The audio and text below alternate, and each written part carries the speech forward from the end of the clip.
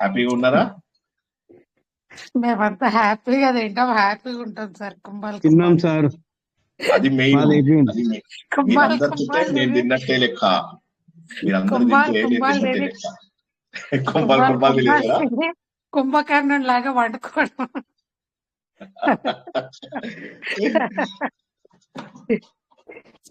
జై శ్రీకృష్ణ సార్. జై మా శ్రీకృష్ణ. ఇంటి దగ్గర పొద్దున్నే వేడి వేడి టీ, వేడి వేడి సమోసాలు తీసుకుపోతాడు బేకరీ వాడు సార్. ఇంటి ముంగలికెళ్ళి ఆ. కేక వినంగానే మీరే గుర్తు. సమోసాలు అంటే మీకు ఇష్టం సార్. చాలా ఇష్టం సమోసాలు అంటే, చాలా ఇష్టం. అదే గుర్తొస్తుంది సార్ నాకు. రోజు పొద్దున్నే నవ్వుకుంటాను నేను, సార్ దగ్గర లేకపోయే సమోసాలు తినబెడదామంటే అని.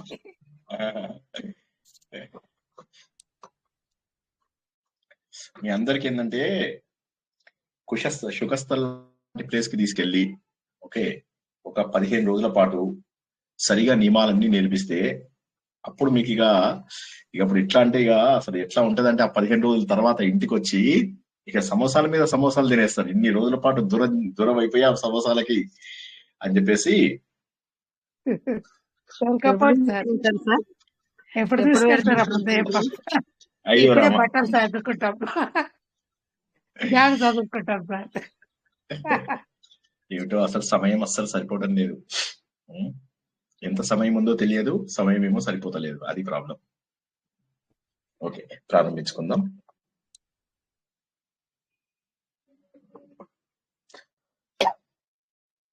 అంతరాయ తిమిరోపశాంతయే శాంత పావనమచించ వైభవం తం నరం వపుషి కుంజరం ముఖే మన్మహే కిమపి తుందిలం మహః వసుదేవసుతం దేవం కంసచానూరమర్దనం దేవకీ పరమానందం కృష్ణం వందే జగద్గురుం శ్రీకృష్ణం వందే జగద్గురుం జననీ జన్మభూమిశ్చ స్వర్గాదపి గరీయసి మాతృదేవోభవ. భగవద్బంధువులకు, ఆత్మస్వరూపులకు, సత్యాన్వేషులకు స్వాగతం, సుస్వాగతం.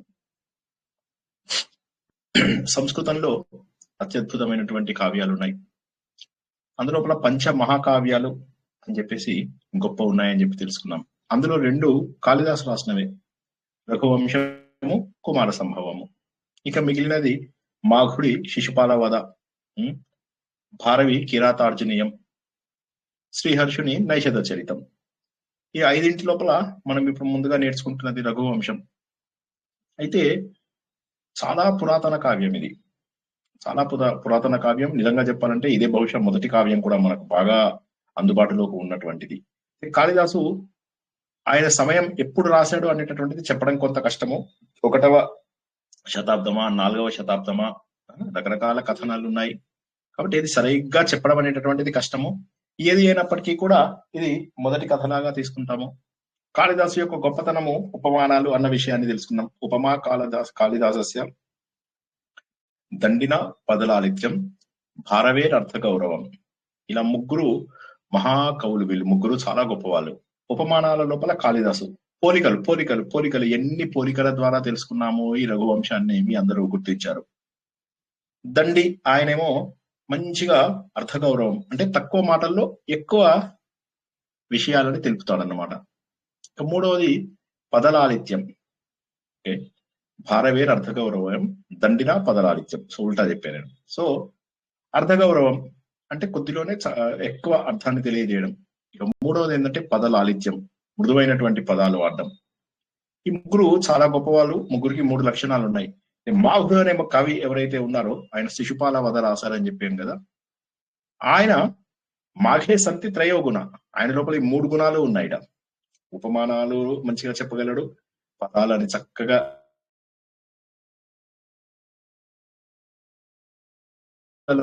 ఎక్కువ అర్థమైనటువంటి గంభీరమైనటువంటి కూడా చెప్పగలడు.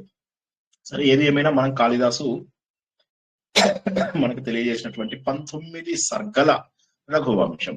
రఘువంశం అంటే ఇది సూర్యవంశమే. అయితే సూర్యవంశంలో ఉన్నటువంటి అందరు రాజుల గురించి తెలియజేయడం లేదు. కొద్దిమంది ఎన్నుకున్న రాజుల యొక్క కథని తను రకరకాల పురాణాలలోను రామాయణంలోను సేకరించినటువంటి విషయాలని సంక్షిప్తంగా మనకు అందజేయడం అంటూ జరిగింది.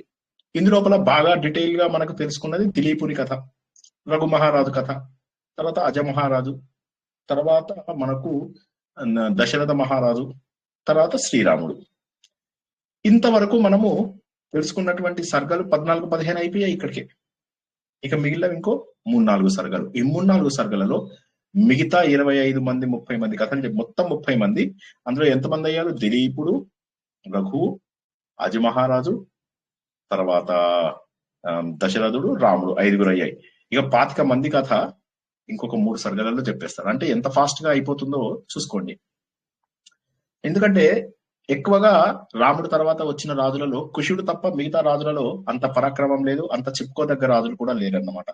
సో సూర్యవంశ పతనము అని చెప్పి అనవచ్చా అంటే పతనం అని అనలేము, కానీ ఇంకా సూర్యవంశం తన ప్రభావాన్ని కోల్పోయింది అని మాత్రం మనము చెప్పగలుగుతాం. గత వారం మనం తెలుసుకున్నాము రాముడు తన అవతారాన్ని సాధించాడు అన్నటువంటి విషయాన్ని చాలా బాగా మనం అర్థం చేసుకున్నాం. పిల్లల పేర్లన్నీ జ్ఞాపకం ఉన్నాయా? రాముడు పిల్లలు లవుడు, కుషుడు. లవుడికేమో ఏమిచ్చారు? శ్రావస్తి నగరం అని చెప్పేసి, శరావతి లేదా శ్రావస్తి అంటారు, ఆ నగరాన్ని ఇచ్చాడు అని చెప్పి తెలుసుకున్నాము. కుషుడికేమో కుషావతి అనేటటువంటి నగరాన్ని రాజధానిగా పరిపాలించాడు వింధ్య పర్వతాల దగ్గర.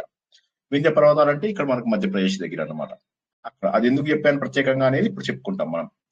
తర్వాత వచ్చినటువంటి వాళ్ళు రాముడు తర్వాత నెక్స్ట్ ఎవరు? పెద్దవాడు భరతుడు. భరతుడికి 2 పిల్లలు, తక్షశిల తక్షుడు అనేవాడు, పుష్కలావతి పుష్కలుడు అనేవాడు. వీరిద్దరూ పరిపాలించారు అన్నటువంటి విషయాన్ని కూడా మనం గత వారం తెలుసుకోవడం జరిగింది. రాముడు తర్వాత భరతుడు తర్వాత వచ్చేది ఎవరు? లక్ష్మణుడు. లక్ష్మణుడేమో అంగదుడు, చంద్రకేతుడు. చంద్రకేతుడు చిత్రకేతుడు రెండు కూడా పేర్లు రకరకాల చోట్ల మనకు తెలుస్తూ ఉంటాయి. బట్ ఏది ఏమైనా చంద్రకేతుడు అంగదుడు ఎవరైతే ఉన్నారో, అంగదుడేమో అంగదపురి అని హిమాలయాల దగ్గర, చంద్రావతి అనేటటువంటిది చంద్రకేతుడు పరిపాలించాడు. వీళ్ళిద్దరు కూడా బాగా పరిపాలిస్తున్నారు అక్కడ కూడా. ఇక మిగిలింది శత్రుఘ్నుడి కుమారుడు. శత్రుఘ్నుడు తను మధుర పైన దండయాత్రని లవణాసురుడిని చంపి వస్తూ తను మధుర, విదిశ ఏవైతే ప్రాంతాలని తను స్వీకరించాడో అక్కడ తన కుమారులను పట్టాభిషేకం చేసేసాడు అనమాట. సుబాహుడు అనేటటువంటి కొడుకునేమో మధురానగర్ శ్రీకృష్ణుడు పరిపాలించాడు తర్వాత, కొన్నేళ్ల తర్వాత అని అనుకుంటాం కదా, అది. శత్రుఘ్నుడు శత్రుఘాతి. ఓకే, ఇతనికేమో విదిశ అనేటటువంటి నగరాన్ని పరిపాలిస్తూ అందరూ కూడా సంతోషంగా ఉన్నారు. అందరిలోకి కూడా పెద్దవాడైనటువంటి వాడేవాడు కుషుడును అందరూ కూడా చాలా గౌరవిస్తుండే వాళ్ళు. 8 మంది 8 ప్రాంతాలకు అయోధ్య నగరం నుంచి వెళ్ళిపోయారు అందరూ కూడా. ఎందుకంటే అయోధ్య నగరంలో ఉన్నటువంటి వాళ్ళందరూ కూడా చాలా మంది రాముడితో పాటు ఆ గుప్తార్ ఘాట్ అని మనము గత వారం ఏదైతే తెలుసుకున్నామో ఆ ఘాట్ లోపల రాముడితో పాటు వెళ్ళిపోయారు. మిగిలిన జనాలందరూ కూడా ఈ 8 మందిలో ఎవరి వారికి నచ్చితే ఆ ప్రాంతాలకు వాళ్ళు వెళ్ళిపోయారు. ఇంకా ఆనందంగా ఉంది, అందరూ కూడా చాలా సంతోషంగా ఉంది. అన్నదమ్ములు దూరంగా ఉన్నారు, నదులకు అవతలు ఉన్నారు, ఇక్కడ దూరంగా ఉన్నారు, అక్కడ దూరంగా ఉన్నారు అనే తేడా లేకుండా రెగ్యులర్ గా వాళ్ళు కలుస్తూ ఉండేవారు. అన్నకి ఎప్పుడు కూడా బోల్డ్ అన్ని కానుకలు, గిఫ్ట్స్ బాగా ఇస్తుండేవాళ్ళు అన్నమాట కుషుడికి. అందరూ కూడా చాలా సంతోషంగా ఉన్నటువంటి సమయం అన్నమాట ఈ సమయం. ఎందుకంటే వాళ్ళకి తెలుసు ఇది ఆల్రెడీ అంతకుముందున్న 4 అన్నదమ్ములు ఎంత ప్రేమగా ఉండేవాళ్ళు అంతే. అదే విధంగా ఒకరితోనొకరు తోడ్పాటు చేసుకుంటూ ఎప్పుడెప్పుడు డ్యామ్స్ కట్టాల్సి వస్తుంది, ఆ డ్యామ్స్ కట్టాల్సినటువంటి ఇది కావచ్చు, తర్వాత గోసేవ చేయడం కూడా కలిసి చేసుకోవడము, తర్వాత ఏనుగులు ఏవైతే వైల్డ్ ఎలిఫెంట్స్ ఉంటాయో వాటిని బంధించాల్సిన చోట బంధించడము, పోషించాల్సిన చోట పోషించడము, ఇటువంటి పనులు అన్ని కూడా అందరూ కలిసికట్టుగా చేస్తుండేవాళ్ళు. 8 మంది 8 ప్రాంతాలలో దూరంగా ఉన్నారు అనుకునే కంటే కూడా అందరికీ కూడా ఇందులోపల కొంత ప్రావీణ్యం ఏర్పడింది. అదిగాక తల్లిదండ్రుల నుంచి, తండ్రుల నుంచి వచ్చినటువంటి చక్కటి సహకారంతో చాలా అద్భుతంగా దేశం ఏదంటే దూరం అనుకోవడం లేదు. వీళ్ళ చెలిమి ఎంత బాగుంది అంటే అసలు ఏ విధమైనటువంటి బెంగలు లేకుండా ఆనందంగా వీళ్ళు రాజ్యాన్ని గడుపుతున్నారు. అది ఎట్లా అంటే ఒకే రాజ్యము కానీ 8 పాయల, ఒకే నది 8 పాయల అన్నట్టుగా ఉంది అని చెప్పేసి చెబుతున్నారు అనమాట. అందరూ కూడా చక్కటి పేర్లు తెచ్చుకున్నారు, రాజ్య పరిపాలన అద్భుతంగా చేస్తున్నారు. సరే, కుషుడు తన కుషావతి నగరం లోపల ఉన్నాడు, ఆనందంగా ఉన్నారు ఆయన కూడాను. ఆనందంగా ఉండి ఒకరోజు ఆయన నిద్రపోతుంటే దీపాలన్నీ కూడా లైట్ వెలుతురు, డిమ్ లైట్స్ ఉంటాయి కదా, నైట్ బల్బులు అంటారు కదా, ఆ నైట్ బల్బ్స్ అన్ని కూడా వేసుకుని అందరూ కూడా పడుకున్నారు. సరే, ఎందుకో సడన్ గా మెలకు వస్తుంది కుషుడికి వచ్చి చూసేసరికి ఎప్పుడూ చూడనటువంటి ఒక ఆవిడ కనిపిస్తుంది అనమాట. ఏదో బాధపడుతున్నట్టుగా ఉన్నటువంటి ఒక ఆవిడ, భర్త ద్వారా బాధపడిందా, ఏం జరిగింది అన్నటువంటి ఒక ఆవిడకి ఎదురుగా కనిపిస్తుంది. కనిపించగానే అటు చూస్తే తలుపులన్నీ ఎక్కడ వేసినవి అక్కడ వేసినట్టుగానే ఉంటాయన్నమాట. ఇంతకుముందు ఎప్పుడు చూసినట్టుగా కూడా ఇతనికి గుర్తు రాలేదు. మళ్ళీ మామూలుగా వీళ్ళు ఎలా ఉంటారు, మంచిగా రాజ్య సంపద, ఇంద్రుడు వంటి తేజస్సు ఇతనికి ఉంది, ఇతడు చాలా గొప్పవాడు. అయితే ఈయనని చూసి ఆమె మాత్రం ఇతను లేచిన సంగతి చూసేసి విజయోస్తు విజయోస్తు నమస్తుతే అని చెప్పేసి ఇతనికి నమస్కారం చేస్తుంది. చేయగానే ఇతను ఆశ్చర్యపోతాడు, ఇలా నీడలాగా లోపలికి ఎలా రాగలిగావు నువ్వు అని చెప్పేసి అడుగుతాడు. అమ్మ, ఓ కళ్యాణి, ఎవరు నువ్వు?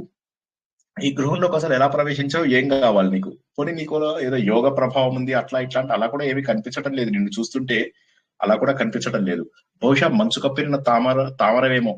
అంటే తామర పువ్వులో మంచి ఇది ఉంది, తామర ఆకులో గాని తామర పువ్వులో గాని మంచి లక్షణాలు ఉన్నాయి, కానీ ఆ పైన మంచు కప్పినప్పుడు ఏమీ తెలియదు. సో అటువంటి పోలిక మరొకసారి ఇతరు ఇచ్చేసి, ఏదో బాధగా అనిపిస్తుంది నీ లోపల, ఎవరమ్మా నువ్వు, నీ భర్త ఎవరు, ఎందుకు ఇలా నా దగ్గరికి వచ్చావు, ఇప్పుడు నేను నా నుంచి ఏం ఆశిస్తున్నావు, నీకు రఘువంశంలో ఉన్న మా రాజులందరి గురించి తెలుసు కదా, మేమందరము ఇంద్రియాలను నిగ్రహించుకున్నటువంటి వాళ్ళము, ఇటువంటి మా గదులలోకి ఆడవాళ్ళు రావడము తప్పు కదా, పరస్త్రీ విముఖత మాకు ఉంటుంది సహజంగా, మేము ఇంద్రియాలను జయించిన వాళ్ళము. అయినప్పటికీ కూడా నువ్వు వచ్చావు అంటే నీలో ఏదో ఒక కోరిక, అభిమతం ఉండాలి, అదేమిటో నాకు తెలియజేయమ్మా అని. అంటే అప్పుడు ఆవిడ చెప్తుంది, నేను రాజ్యలక్ష్మిని అని చెప్పేసి చెప్తుంది అనమాట. చెప్పి, నేను అయోధ్య ఏదైతే ఉందో మీ నాన్నగారు తీసుకెళ్లిపోయిన వాళ్ళని తీసుకెళ్ళగా మిగతా వాళ్ళందరూ కూడా ఇటు అటు అటు ఇటు అందరూ వచ్చేసారు. నేనేమో అంతకుముందు కుబేరుడి దగ్గర ఉండేదాన్ని అలకాపురిలో. ఎప్పుడైతే సూర్యవంశం బాగా ప్రభావం చెందిందో నేను అలకాపురిని కూడా వదిలేసేసి మీ నాన్నగారి దగ్గరికి వచ్చి చేరాను. మీ నాన్నలు, మీ మీ మీ పూర్వీకులు ఎవరైతే ఉన్నారో అందరి దగ్గర మహామహులు వాళ్ళందరూ, అటువంటి వాళ్ళ దగ్గరికి వచ్చాము. ఇప్పుడు చూసినట్లయితే ఒక దీనావస్థకి ఏర్పడ్డాము. అయోధ్యను చూస్తే నువ్వు ఆశ్చర్యపోతావు. వేల కొద్ది పాడుపడినటువంటి ఇల్లు, కూలిపోయినటువంటి ప్రాకారాలు, గొప్ప ప్రభువు లేనటువంటి నగరం, సూర్యుడు లేనటువంటి భూమిలాగా కనిపిస్తోంది. తాకిడికి ఏదో చెదిరిపోయినటువంటి మబ్బులాగా కనిపిస్తుంది. చాలా బాధేస్తుందయ్యా అయోధ్య నగరాన్ని చూస్తుంటే.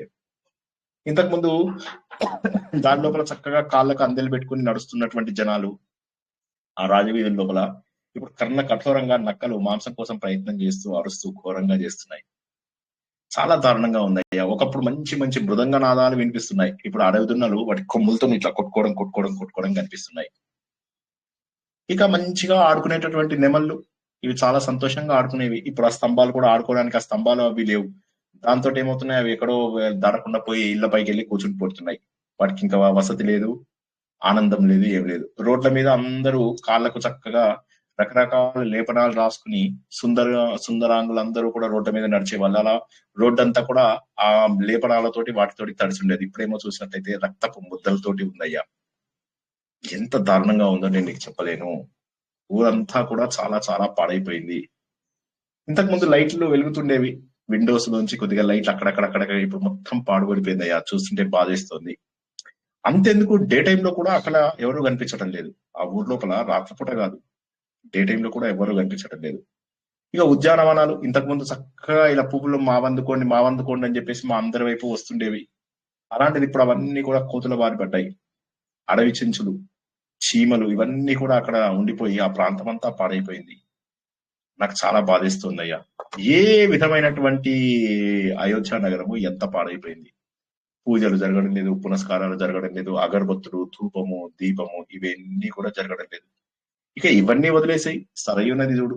సరయు నది లోపల ఎంత చక్కగా స్నానఘట్టాలు ఉండేవి. అందరూ వచ్చి పోటీలు పడుతూ చక్కగా స్నానాలు చేస్తూ ఉండేవాళ్ళు.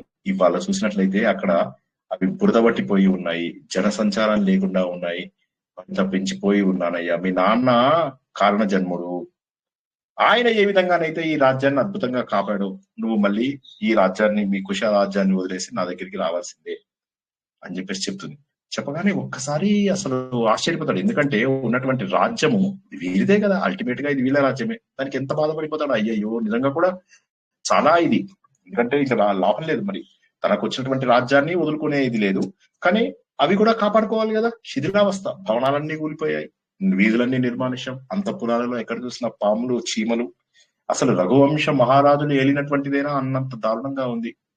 ఇలా నువ్వు రఘువంశ వారసుడివి కదా, నువ్వు అందరిలోకి పెద్దవాడివి, నువ్వు రావాలి. నీ తండ్రి వాటిని ఇలా వదిలేయడము, మీ తండ్రి వెళ్ళిపోయిన తర్వాత వాటిని ఇలా వదిలేయడం ధర్మం కాదు. మళ్ళీ వాటికి నువ్వు పూర్వ వైభవాన్ని తీసుకురావాల్సిందే.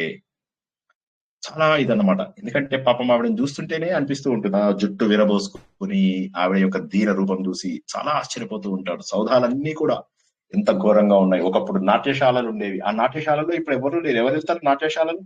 ఉద్యానవనాలలోకి ఎవరు వెళ్తారు? సరయూ నది మీ నాన్నగారి పాదాల స్పర్శతోటి పునీతమైనటువంటిది ఆ సరయూ నది.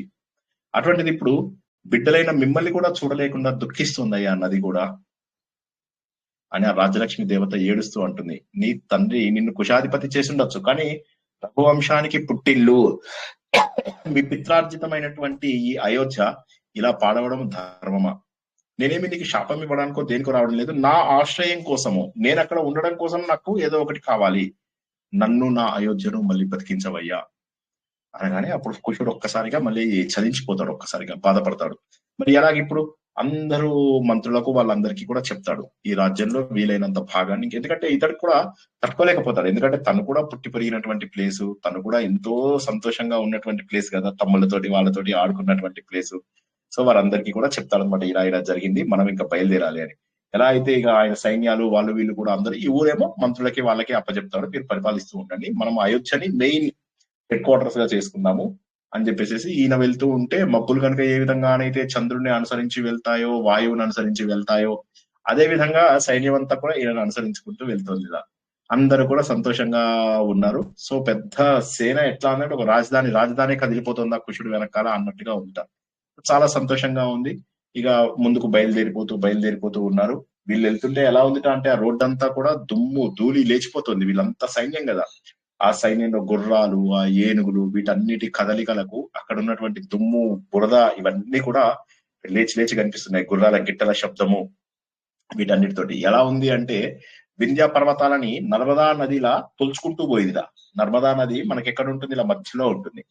ఇప్పుడు ఈయన ఉన్నటువంటిది వింధ్య ప్రాంతం, మధ్యప్రదేశ్ ప్రాంతం. అక్కడ నర్మదా నది ఏం చేస్తుందంటే, నర్మదా నది మీకు ఇంతకు ముందు నేను చెప్పినాను, తూర్పు నుంచి పడమర అన్ని నదులు పడమట వైపు వెళ్తాయి.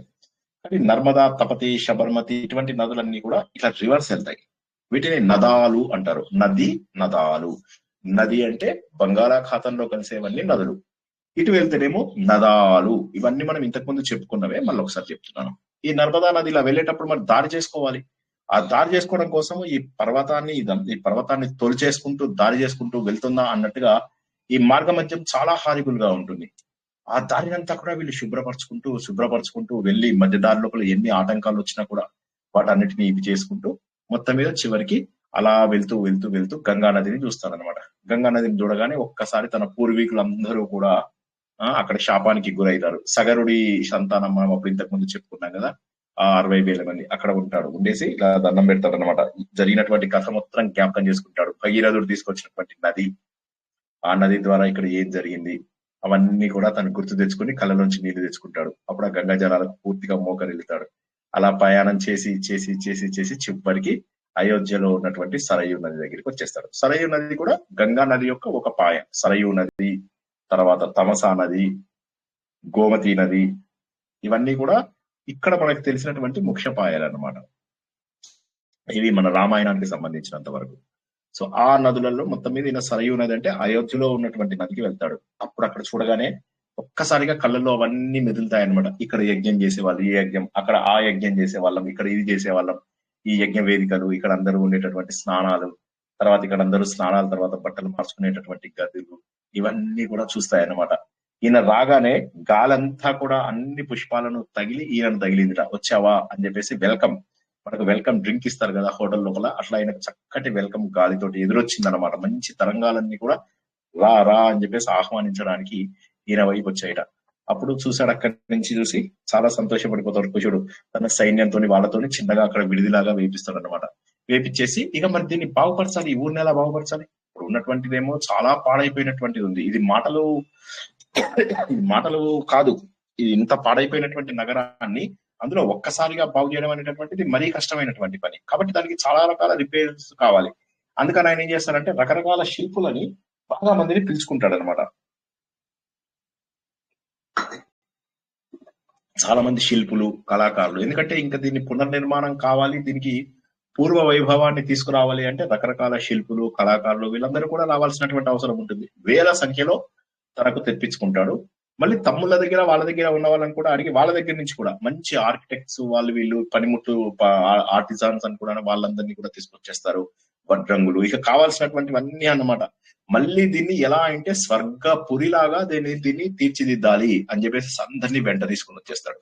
ఇక కోటగోడల తర్వాత కోటగోడలకు ముందు అగడతలను ఉంటాయి అనమాట. ఎవడన్నా వస్తే అందులో పడిపోతాడు ముందు అగడతలలో.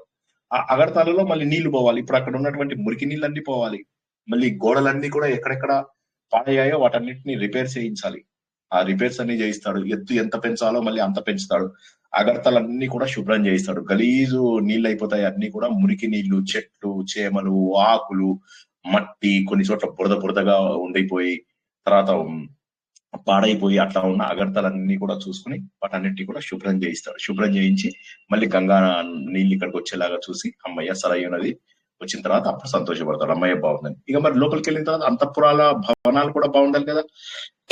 వాటన్నిటికీ ఆ రోజుల్లో తెల్ల సున్నం అని చెప్పేసి ఒకటి దొరికేది. మరి అది మనకి ఎలా ఉంటుందో తెలీదు. ఆ రోజుల్లో పాలరాయితో చేసేవాళ్ళు అని చెప్పేసి ఈయన చెప్పాడు అనమాట. ఆ పాలరాయి పొడి ఏదైతే ఉందో దాన్నే ఆ రోజుల్లో సున్నం లాగా వాడేవాళ్ళు అనమాట. అవి రాస్తే ఏంటంటే ఈ పాలరాతి తోటి అవి వెన్నెల లోపల చాలా తెల్లగా మెరుస్తాయి అనమాట. జస్ట్ ఇమాజిన్ చేసుకోండి ఆ రాజ్యం యొక్క పునర్నిర్మాణము అవి. సో అలా విధంగా మళ్ళీ ఇంకా లోపలికి వెళ్ళిన తర్వాత పెయింటింగ్స్ అన్ని పాడైపోయినాయి ఉంటాయి. జనరల్ గా రాజుల అంత ఏమంటారు వాటిని ఏమంటారు రాజుడే అంతఃపురాలు. Thank you. అంతఃపురాలు ఎంత అందంగా ఉంటాయి. మరి అటువంటి అంతఃపురాలన్నింటి లోపల పెయింటింగ్స్ అన్ని కూడా పాడైపోతాయి. ఇప్పుడు మనం అజంతా ఎల్లోరాకి వెళ్ళినప్పుడు కొన్ని చోట్ల బాగున్నాయి పెయింటింగ్స్, ఇంకా కొన్ని అన్ని పాడైపోతాయి. ఎక్కువగా ఉండకపోతే గోడలకు ఉన్నటువంటి అవన్నీ నిల్వ ఉంచడానికి కావలసినటువంటి తైలాలు అవి ఇవి రాస్తే మంచిగా ఉంటాయి. మెయింటెనెన్స్ ఉండాలి కదా, మెయింటెనెన్స్ లేక సరే అప్పుడు మళ్ళీ ఏం చేస్తారంటే అందరినీ పెయింటింగ్ చేసే వాళ్ళందరినీ పిలిపించి వాళ్ళందరితోటి వీళ్ళ రఘువంశంలో ఏవేవైతే ముఖ్యమైనటువంటి ఘట్టాలు ఉన్నాయో ఆ ఘట్టాలన్నీ తెలిసొచ్చేలాగా మొత్తం అంతఃపురం లోపల భవనాలన్నింటికీ కూడా అటువంటి అద్భుతమైనటువంటి చిత్రాలు వేస్తారనమాట. మరి ఇప్పుడు లోపల ఉన్నటువంటి పురుగు పుట్ర ఇవన్నీ పోవాలి, దోమలు రాకూడదు. దోమల్ని పోగొట్టాలంటే ఏం చేయాలండి మనం చెప్పాలి. శ్రీనివాస్ స్టూడెంట్స్ కి చాలా బాగా తెలుసు. ఏం చేస్తామండి దోమలు పోగొట్టాలంటే? టెన్నిస్ బ్యాట్ ఉపయోగించి వీలైనన్ని దోమల్ని చంపేస్తాం, అవునా? అలా కాకుండా చక్కగా ధూపం దీపం వేసినట్లయితే న్యాచురల్ మీన్స్ లోపల వాటి ద్వారా గంధము వీటన్నిటి ద్వారా న్యాచురల్ గా వాటిని వెళ్ళగొడతారు అనమాట. ఇప్పుడు కనుక మనం గంధం పెట్టామంటే ఆ గంధం వాసనకి ఇంకా కొన్ని దోమ వస్తాయి, బావుది ఇదేదో బావుది అని చెప్పేసి. సో అలాగా గాలిలో అంతా కూడా చక్కగా పరిమళం వచ్చేలాగా చాలా రిపేర్ చేస్తాడు. ఆయన ఆలోచిస్తుంటాడు చాలా కష్టం అయిపోతుంది పని, ఇది మామూలు సులువైనటువంటి పని కాదు అని చెప్పేసి. ఇక మార్కెట్స్ అంటే వీధులు. ఆ వీధులన్నీ ఎలా ఉంటాయి? వీధులన్నీ కూడా మళ్ళీ జనాలు అన్ని డబ్బాలు క్లోజ్ చేసుకొని వెళ్ళిపోయారు. ఎవరి దుకాణాలు వాడు క్లోజ్ చేసుకున్నాడు. మళ్ళీ ఆ దుకాణాలన్నీ కూడా తెరిపించేసి తన చోటు నుంచే కాకుండా తన తమ్ముళ్ళు వాళ్ళు వీళ్ళ దగ్గర ఉన్నటువంటి వస్తువులన్నీ కూడా తెప్పించి మళ్ళీ వాటిని అమ్మేలాగా, అంటే అక్కడున్న వర్తకులకు ఇది ఇంకొక బ్రాంచ్ ఓపెన్ చేపిస్తాడు అనమాట. ఆ బ్రాంచ్ ఓపెన్ చేయించడం వల్ల వాటన్నిటిని కూడా మళ్ళీ ఇక్కడ తీసుకురావాలి. తీసుకొచ్చిన తర్వాత మళ్ళీ వాటన్నిటిని శుభ్రం చేయాలి, ఇవన్నీ చేయించాలి. అంటే ఎంత పనుంది అనేది మనం ఒకసారి ఊహిస్తేనే ఆశ్చర్యం వేస్తుంది. ఒక ప్లేస్ పెట్టాలి అంటే ఎంత కష్టపడాల్సి వస్తుందో తెలుసా. ఇది కాక మళ్ళీ ఇక స్ట్రీట్స్, ఏ స్ట్రీట్ అయినా కూడా పాడైపోతుంది, ఏ దారైనా కూడా మెయింటెనెన్స్ లేకపోతే పాడైపోతుంది. అది కాక దాన్ని చెడుకు ఉపయోగించుకునేటటువంటి జనాలు కూడా చాలా మంది ఉంటారు. ఇప్పుడు మేము వనస్థలిపురంలో ఇల్లు తీసుకున్నప్పుడు మా ఇంటికి కొద్ది దూరం లోపల ఆ రోజుల్లో జిహెచ్ఎంసీ వాళ్ళది ఒక పెద్ద లేఅవుట్ వేశారు. ఆ లేఅవుట్ ఎంత బాగుండేదంటే అసలు మా ఇంటి నుంచి ఒక 1 కిలోమీటర్ వెళ్తే నడుస్తే ఆ లేఅవుట్ వచ్చేది. ఆ లేఅవుట్ ఎంత బాగుండేదంటే అన్ని రోడ్లు, ఎప్పటి సంగతి చెప్తున్నా నేను 1992-93 ఆ సంగతి, నా ఇంజనీరింగ్ టైం అరౌండ్ ఆ టైం అయిపోయిన టైం. ఆ టైం లోపల అక్కడ మా అమ్మ వాళ్ళు ఇల్లు కొనుక్కున్నారు. ఇప్పుడు మా అమ్మగారు మొన్న ఎక్కడైతే దేహాన్ని వదిలేస్తారో ఆ ఇల్లు అనమాట. ఆ ఇంటి దగ్గర మంచిగా అనమాట, చాలా బ్యూటిఫుల్ గా మేము చూసి ఆశ్చర్యపోయాం ఎంత బాగుందో లేఅవుట్. లైట్స్, తర్వాత రోడ్డుకు అటువైపు ఇటువైపు అన్ని డాంబర్ రోడ్స్ నల్లగా మెరుస్తూ నల్లగా ఉంది అంటే ఎంత బాగుందో. నన్ను ఎవరైనా కర్రోడు అంటే నేను బాధపడతా కదా, కానీ రోడ్లు మాత్రం కర్రే ఉన్నాయంటే చాలా సంతోషపడతా. సో అట్లాగా అవన్నీ కూడా నల్లగా ఎంత అందంగా ఉండేవో. వాటిని మా ఇంటికి కొద్దిగా దూరం, కానీ ఇంటికి ఎవరు వచ్చినా కూడా నేను అక్కడికి నడిపిస్తూ అక్కడికి తీసుకెళ్లేవాన్ని అనమాట. తీసుకెళ్లి అక్కడ ఒక అరగంట 2 గంటలు అలా కూర్చుని మళ్ళీ అందరం రిటర్న్ వచ్చేవాళ్ళం అనమాట. అయితే దీన్ని మా అమ్మ వదిన వీళ్ళందరూ జోక్ చేస్తుండేవాళ్ళు. అప్పట్లోపల ఒక సినిమా వచ్చింది అది. అందులో వాడు అలా పదయ్యా నడుస్తూ మాట్లాడదామని చెప్పేసి నడిపించుకుంటూ చాలా దూరం తీసుకెళ్లిపోతాడు. తీసుకెళ్ళి 30 కిలోమీటర్లు 50 కిలోమీటర్లు తీసుకెళ్ళాక అక్కడ వదిలేసి తన కార్లో వెనక్కి వచ్చేస్తూ ఉంటాడు అనమాట. సో అలాగా ఆ ప్లేస్ కి మేము 30 కిలోమీటర్స్ అని పేరు పెట్టాం. ఎందుకంటే అందరూ అనేవాళ్ళు అంత దూరం నడిపిస్తావు నీ ఫ్రెండ్స్ వాళ్ళు వీళ్ళు ఎవరు వచ్చినా కూడా అక్కడి దాకా నడిపిస్తాం. నాకేమో ఆ ప్రాంతం అంటే చాలా ఇష్టం. మంచిగా నీట్ అండ్ క్లీన్ ఆర్గనైజ్డ్ గా ఉంది. కూర్చోడానికి చక్కగా గట్లున్నాయి. మధ్య లోపల చక్కగా చెట్లు అవి ఇవి చాలా అందంగా ఉందన్నమాట. సో అది ఆబ్వియస్లీ చాలా గొప్పగా డెవలప్ అవ్వాలి. సరే మొత్తం మీద ఆ ప్లేస్ డెవలప్ అవ్వలేదు. కావడానికి ఏంటంటే కారణము ఎవరో ఇది మా వక్ఫ్ భూమి అని చెప్పేసి ఏదో కోర్టులో కేసేశారు. చుట్టుపక్కల ప్రాంతాలు దీని తర్వాత వచ్చిన ప్రాంతాలు అన్ని కూడా అద్భుతంగా డెవలప్ అయిపోయాయి. దీని వెనకనే శ్మశానాలు హిందువులకు క్రిస్టియన్స్ కి ముస్లిమ్స్ కి శ్మశానాలతో సహా డెవలప్ అయ్యాయి. అంటే ఎన్నెన్ని కావాలో అన్ని షాపింగ్ కాంప్లెక్స్లు ఇవి అవి అన్ని వచ్చాయి. గమ్మత్ ఏంటంటే ఈ ఒక్క ప్రాంతం ఏదైతే ఉందో సుమారుగా 400, 300, 500 ఎకరాలు ఉండొచ్చేమో, నాకు అంత ఎగ్జాక్ట్ గా చెప్పలేను. చాలా పెద్దది. ఆ ప్లేస్ మాత్రం డెవలప్ అవకపోవడమే కాకుండా పాడుపడిపోయింది. రోడ్లంతా ముక్కలు ముక్కలు ముక్కలు ముక్కలు అయిపోయింది. ఇప్పటికి కూడా నేను వనస్థలిపురం వెళ్తే ఆ ప్లేస్ నుంచి వెళ్తాను. మా ఇంట్లో వాళ్ళకి చెప్తాను 30 కిలోమీటర్స్ నుంచి వెళ్దామని అంటాను అనమాట. 30 కిలోమీటర్స్ నుంచి వెళ్తుండేవాడిని. ఆ వెళ్తుంటే మధ్యలో మా నాన్నగారు కూడా అదే శ్మశానం అన్నమాట. అక్కడ ఆగి నేను ఇంతకు ముందు అక్కడ ఆగి కొద్దిసేపు ఏడ్చి వెళ్ళేవాడిని అనమాట. ఇప్పుడు ఏడవడానికి 2 కారణాలు దొరికాయి నాకు. సో అదే ప్లేస్ అన్నమాట. అమ్మగారిది నాన్నగారిది కూడా అక్కడే అయింది. సో బాధపడడానికి నివాళి అర్పించడానికి ఇద్దరు దొరికారు అక్కడ.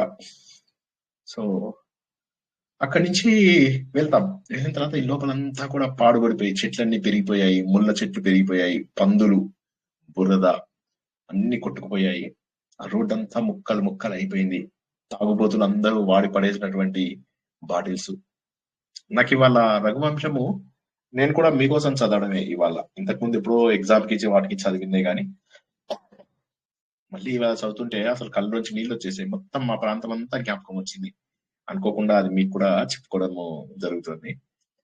ఆ విధంగా ఆ ప్రాంతం అంతా కూడా నాశనం అయిపోతుంది అనమాట. మళ్ళీ అక్కడ ఆ బల్బులు పోయాయి, లైట్లు పోయాయి, అంతా సర్వనాశనం అయిపోయింది ఆ ప్లేస్ అంతా. అయినా కూడా ఆ ప్లేస్ కి కొద్దిగా వెళ్తారు. వెళ్తే ప్రాబ్లం ఏంటంటే కారు టైర్లు ఏవో ఒకటి పాడైతాయని కొద్దిగా అదొక్కటి చిన్న ప్రాబ్లం ఉంటుంది కదా, అదొక్కటి అన్నమాట. సరే ఏది ఏమైనా కూడా సరే అవన్నీ కూడా ఆ ఈయన కుషుడు చూస్తాడు. ఆ వీధులన్నీ కూడా బాగు చేయిస్తాడు. ఎక్కడెక్కడ స్ట్రీట్ లైట్స్ పెట్టాలో ఆ స్ట్రీట్ లైట్స్ అన్ని పెట్టిస్తాడు. పెట్టించిన తర్వాత రోడ్లన్నీ బాగుండేసరికి గుర్రాలు ఏనుగులు ఇవన్నీ కూడా మళ్ళీ ఆ రోడ్ల మీద చక్కగా తిరుగుతూ ఉంటే మళ్ళీ కలకల్లాడతాయి. వీధులలో అలా జనాలందరూ తిరుగుతుంటే కలకల్లాడుతూ ఉంటాయి. తర్వాత ఏం చేశారు, మెయిన్ ఇంకా టెంపుల్స్, యజ్ఞశాలలు. మనము యక్ష ప్రశ్నల్లో తెలుసుకున్నాం రాజు యొక్క ముఖ్య కర్తవ్యం యజ్ఞాలు చేయడం. ఎందుకంటే యజ్ఞం అనేటటువంటిది ఎప్పుడు కూడా లోక సంగ్రహం కోసం, లోక కళ్యాణం కోసం జరుగుతూ ఉంటుంది. సో అందుకోసం అని చెప్పి రాజులు ఏం చేస్తారంటే యజ్ఞాలను ఎంకరేజ్ చేసేవాళ్ళు వాళ్ళు. అలా యజ్ఞశాలలన్నీ కూడా నిర్మించాలి.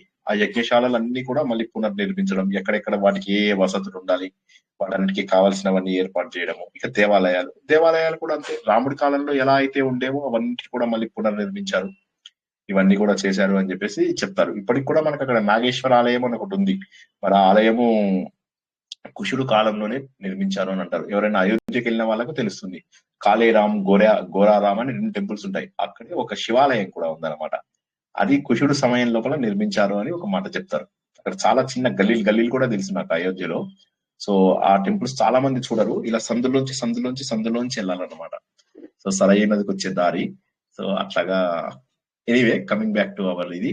సో అక్కడ ఇంకే మళ్ళీ బ్రాహ్మణులందరినీ కూడా చెప్పాడు. అందరినీ కూడా ఎక్కువ పైసలు ఇచ్చి మరి ఇక్కడ డ్యూటీస్ కి తీసుకొచ్చి మళ్ళీ వేద మంత్రాలతోటి మన అయోధ్య ఏదైతే ఉందో ఇది మళ్ళీ పవిత్రతను సంతరించుకోవాల్సిందే అని చెప్పేసి చెప్పుకున్నాడు. ఇక పూజలు వచ్చాయి, ఉత్సవాలు వచ్చాయి, పండుగలు వచ్చాయి. మళ్ళీ అందరూ కూడా సంతోషపడాలి ఓకే అని చెప్పేసి. మళ్ళీ తర్వాత మరి వాటర్ ఎట్లాగా, ఇంతమందికి వాటర్ సప్లై ఎట్లాగా, ఎక్కడెక్కడైతే తవ్వుతే నీటి ఊటలు ఉంటాయో అక్కడ మళ్ళీ అవన్నీ కూడా పనిచేసేలాగా చేయడము. పాడైపోయినటువంటి కొలనులన్నీ కూడా మళ్ళీ చూశాడు. వాటన్నిటిలో తామరలు అన్ని వచ్చేలాగా వికసించేలాగా చూసుకున్నాడు. ఇలాగా ఉద్యానవనాలన్నీ పాడైపోయాయి.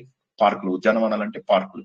ఆ పార్కులన్నీ కూడా రిపేర్ చేయించాడు. ఎక్కడెక్కడ ఏమేం చేయాలో చూసి వాటన్నింటి శుభ్రం చేసి జనాలందరూ లోపలికి వెళ్ళేలాగా, ఆడుకునేలాగా ఒక స్ట్రక్చర్డ్ వే లోపల ఆ పార్క్స్ అన్ని కూడా దానివల్ల ఏమైంది, జనాల రాక మళ్ళీ మొదలైంది. మళ్ళీ కూడా జనాలు లోపలికి బయటికి ఇవన్నీ వెళ్ళడం.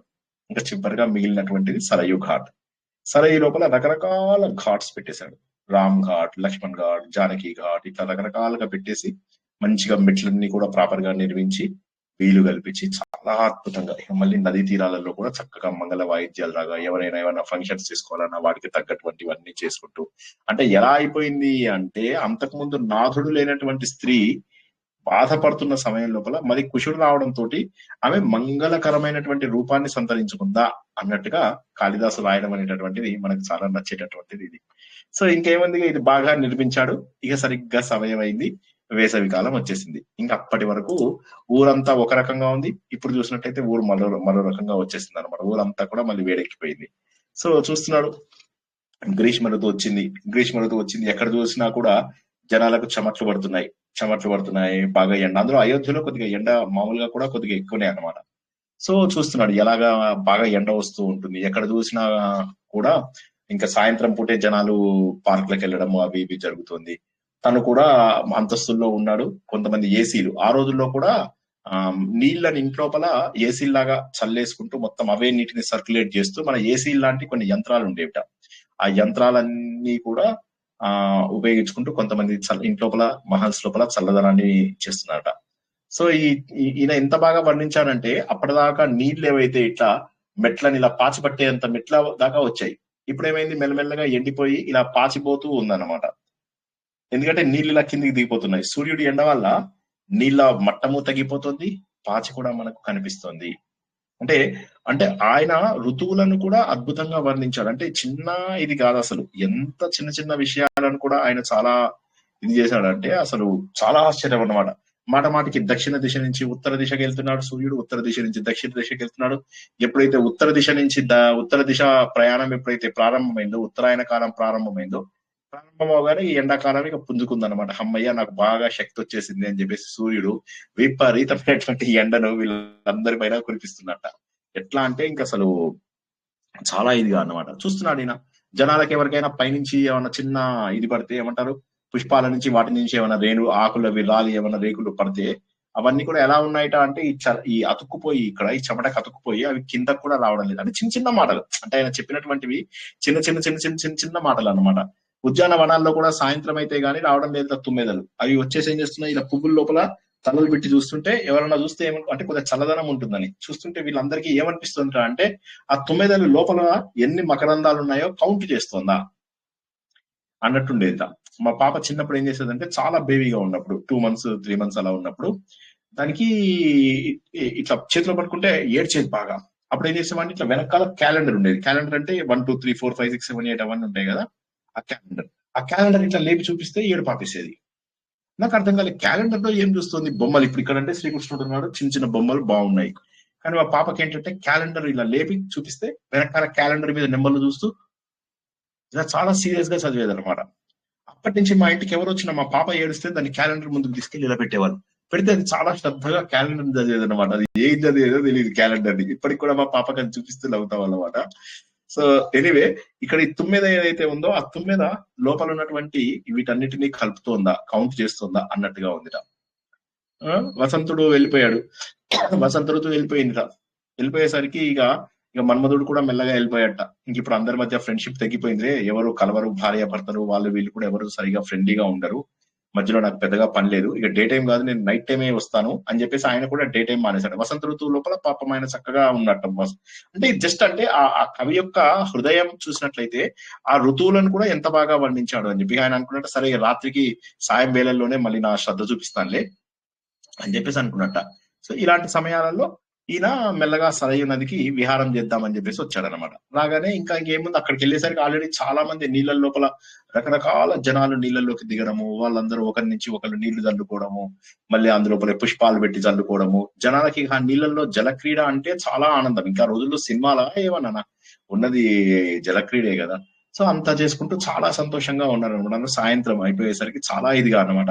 నదీ జలాలు కూడా మంచిగా పరిశుభ్రంగా ఉన్నాయి, ఎవరికి ఏ రకమైనటువంటి రోగాలు రాకుండా మంచి ఇది ఉంది. ఈ ఎండాకాలంలో వర్షం కంటే స్నానం కంటే ఏది బాగుంటుంది. అందరూ ఎలా అంటే ఈ లోపల ఉన్నటువంటి ఆడవాళ్ళు మగవాళ్ళు వీళ్ళందరూ ఎట్లా ఉన్నట్ట అంటే నెమళ్ళు గనక ఆనందంగా పురివిప్పి నాట్యం చేస్తున్నట్టుగా నీళ్ళ లోపల వచ్చి దిగిపోయాయా ఇవన్నీ అన్నట్టుగా చూస్తున్నట్ట.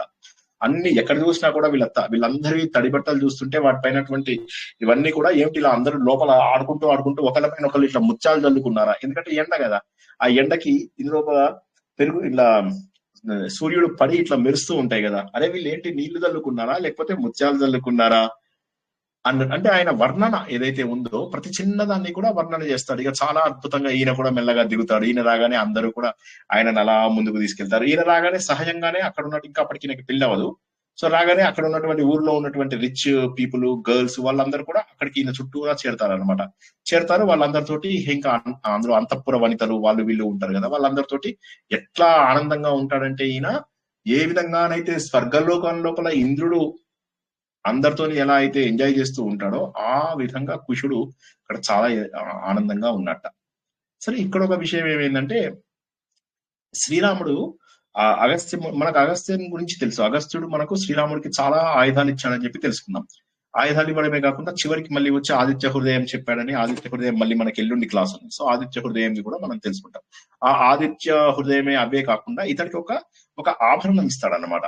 ఒక మంచి, అంటే అదేంటంటే విజయం కోసం అని చెప్పేసి, ఆ విజయానికి ఇది నువ్వు ఇది పెట్టుకో, ఇది జయశీలము అంటారు దాన్ని. అంటే ఇది నీకు ఎప్పటికీ కూడా విజయాన్ని శీలాన్ని రెండింటినీ కూడా ఇస్తుంది, కాబట్టి ఇది నువ్వు తప్పకుండా ఇది ఎప్పటికీ నీ దగ్గరే ఉంచుకోవాలి దీన్ని అని చెప్పేసి ఇస్తాడనమాట. ఇవ్వగానే సరే అంటాడు. ఆటల లోపల ఎక్కడ జారిపోయిందో తెలియదు. అందరితోటి కబుర్లు చెప్పుకుంటూ ఉంటాడు. అంతా అయిపోయింది. ఆడుకున్న తర్వాత బయటకు వస్తాడు. బయటకు వచ్చేసి టెంట్ లోకి వచ్చి తన మొత్తం వస్త్రాలు అవి మార్చుకొని చూసుకుంటాడు, అలంకరణ చేసుకుంటూ ఉంటాడు.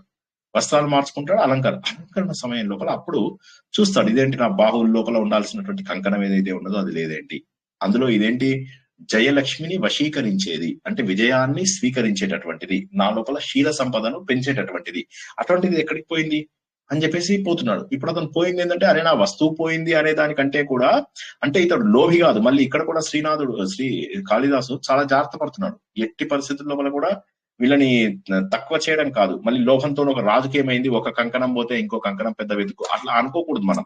అంతేనే కదా, మనకు అలా అనిపిస్తుంది, ఇంత పెద్ద రాజయ్య లాభం ఏంది ఒక చిన్న కంకణం కోసం వెతికిచ్చాడా అని అనకుండా ఏం చేస్తారంటే ఆయన చేస్తున్నటువంటిది ఇది లోభం కోసం కాదు, ఆయన చేస్తున్నటువంటిది ఇది ఎందుకోసం అంటే అదేదైతే ఉన్నదో అది ఫ్యామిలీ యొక్క సంపద, వారసత్వ సంపద, అందువల్ల అది జారిపోవడం ఆయన భరించలేకపోయాడు అని చెప్పేసి అందరినీ పిలుస్తాడు.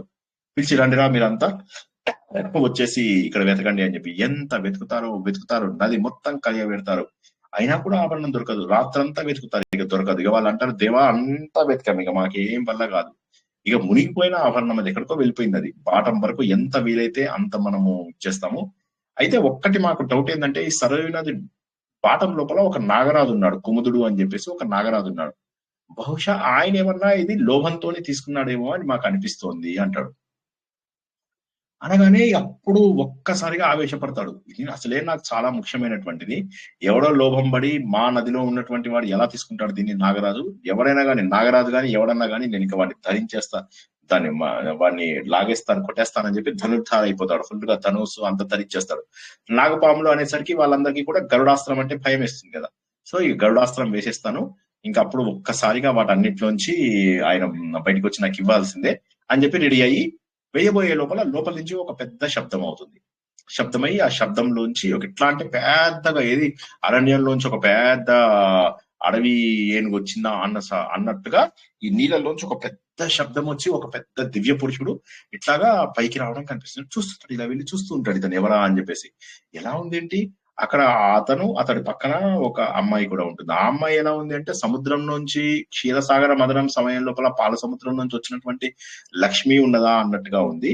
అలాగా చూసుకుని ఒక నాగరాజు అక్కడికి రావడం కనిపిస్తున్నాడు. ఆమెను చూస్తూ ఆశ్చర్యపోతూ ఉంటాడు. అప్పుడు అతను అంటాడు, నా పేరే కుముదుడు, ఇలాగ నేను ఆభరణాన్ని ఇవ్వడానికి వచ్చాను అంటే, అయ్యయ్యో మీరు అది దొంగతనం చేశారు అనుకున్నా, అయ్యయ్యో అట్లా మాకు అంత అవసరం లేదు అనేప్పుడు ఇతను గరుడాస్త్రం కూడా ఉపసంహరించుకుంటాడు. అతను అంటాడు అని మళ్ళీ ఏమంటాడు, అతను ఇతని మీద కోపం చూపించట, గరుడాస్త్రం వేద్దాం అనుకున్నాడు కానీ ఇప్పుడు అతనే వచ్చాడు, తన అస్త్రానికి భయపడి రాలేదు, అతనే వచ్చాడు. వెంటనే బాణాలు దాచేసి వినమ్రులు ఎప్పుడు కూడా సజ్జనులతోని బాగానే ఉంటారు అన్న విషయాన్ని ఇక్కడ కాళిదాసు మళ్ళీ, అంటే కాళిదాసు ఎక్కడా కూడా, నేను ఇది ఇంతకు ముందు చెప్పానో లేదో తెలియదు, మహాకావ్యాలలో ఒక గొప్ప లక్షణం ఏంటంటే రాజుని ఎట్టి పరిస్థితులలో ఇన్సల్ట్ చేయకూడదు. ఎవరైతే మహానుభావులైనటువంటి 90% 80% గొప్ప లక్షణాలున్న రాజులో వాళ్ళు ఒక 10-15% ఏమన్నా తప్పులు చేసినా కూడా వాటిని చూపించకూడదు. అది మహాకావ్యం యొక్క ముఖ్య లక్షణం. ఆ రాజుకు ఏ విధంగానూ కూడా నెగటివ్ గా మాట్లాడకూడదు. నాయకుడు అనేటటువంటి వాడు అత్యంత శక్తిమంతుడై ఉండాలి. అందుకే ఇప్పుడు మనకి సినిమాల్లో ఇప్పుడు కూడా చూస్తాం కదా, మహేష్ బాబు గాని రవితేజ గాని వీళ్ళు కొడితే ఎంత గట్టిగా కొడతారు. ఇట్లా కొట్టగానే జనాలందరూ గాల్లోకి ఎగులుతారు. మీరందరూ ఏమో ఇది సినిమా ఇట్లనే ఉంటదా అని అంటారు. కానీ అట్లా అనుకోకూడదు. కథానాయకులు కొడితే అంత గట్టిగా ఉండాలి. లేకపోతే నువ్వు నేను కొట్టినటువంటి లాభం ఏముంది? ఇట్లా గుద్దుతే అలా వాడు గాలిలో లేచి వెళ్ళిపోవాలి. అప్పుడే మనకు ఆ మజా వస్తుంది. సో ఏదేమైనప్పటికీ కూడా ఇతను వినమ్రులనే అలా ఉంటారు కదా. సజ్జనుడు ఎప్పుడూ కూడా ఆ వినమ్రుడు ఎప్పుడు కూడా సజ్జనులను ఎప్పుడు బాధించాడు. మంచి వినమ్రత కలిగినటువంటి వాడు, ఒబీడియంట్ పర్సన్ ఎవరైతే ఉంటాడో, అంటే డౌన్ టు ఎర్త్ పర్సన్ అని అంటాం కదా, ఆ డౌన్ టు ఎర్త్ పర్సన్ ఎవరైతే ఉంటారో అతడు ఎప్పుడు కూడా మంచి వాళ్ళకి ఎప్పుడు చెడు చేయడు, వాళ్ళపైన తన కోపం చూపించాడు. సరే, అప్పుడు అతను చూసి అతను శిరస్సు వందనం చేస్తాడు. అతను కూడా గుర్తుపడతాడు ఇతని చేతిలో గరుడాస్త్రం ఉంది అన్న విషయాన్ని ఇతను గుర్తుపడతాడు. చేసిన తర్వాత అతను అంటాడనమాట, నువ్వు రాముడు కార్యార్థిగా అతడు మనుజుడుగా వచ్చాడు, కానీ అతను ఒరిజినల్ గా దేవుడే. అటువంటి వాడి యొక్క కుమారుడు నువ్వు, నిన్ను చూసి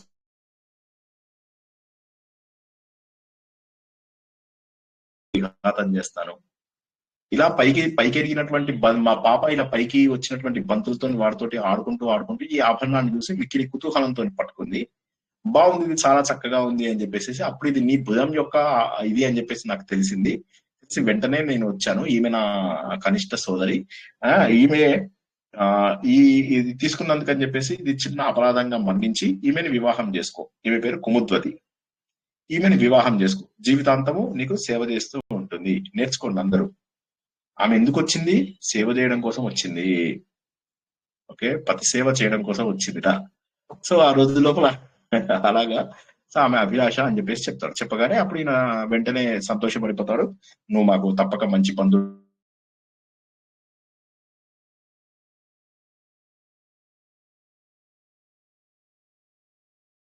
స్ట్రక్ అవుతుంది సార్, వినపడట్లేదు సార్.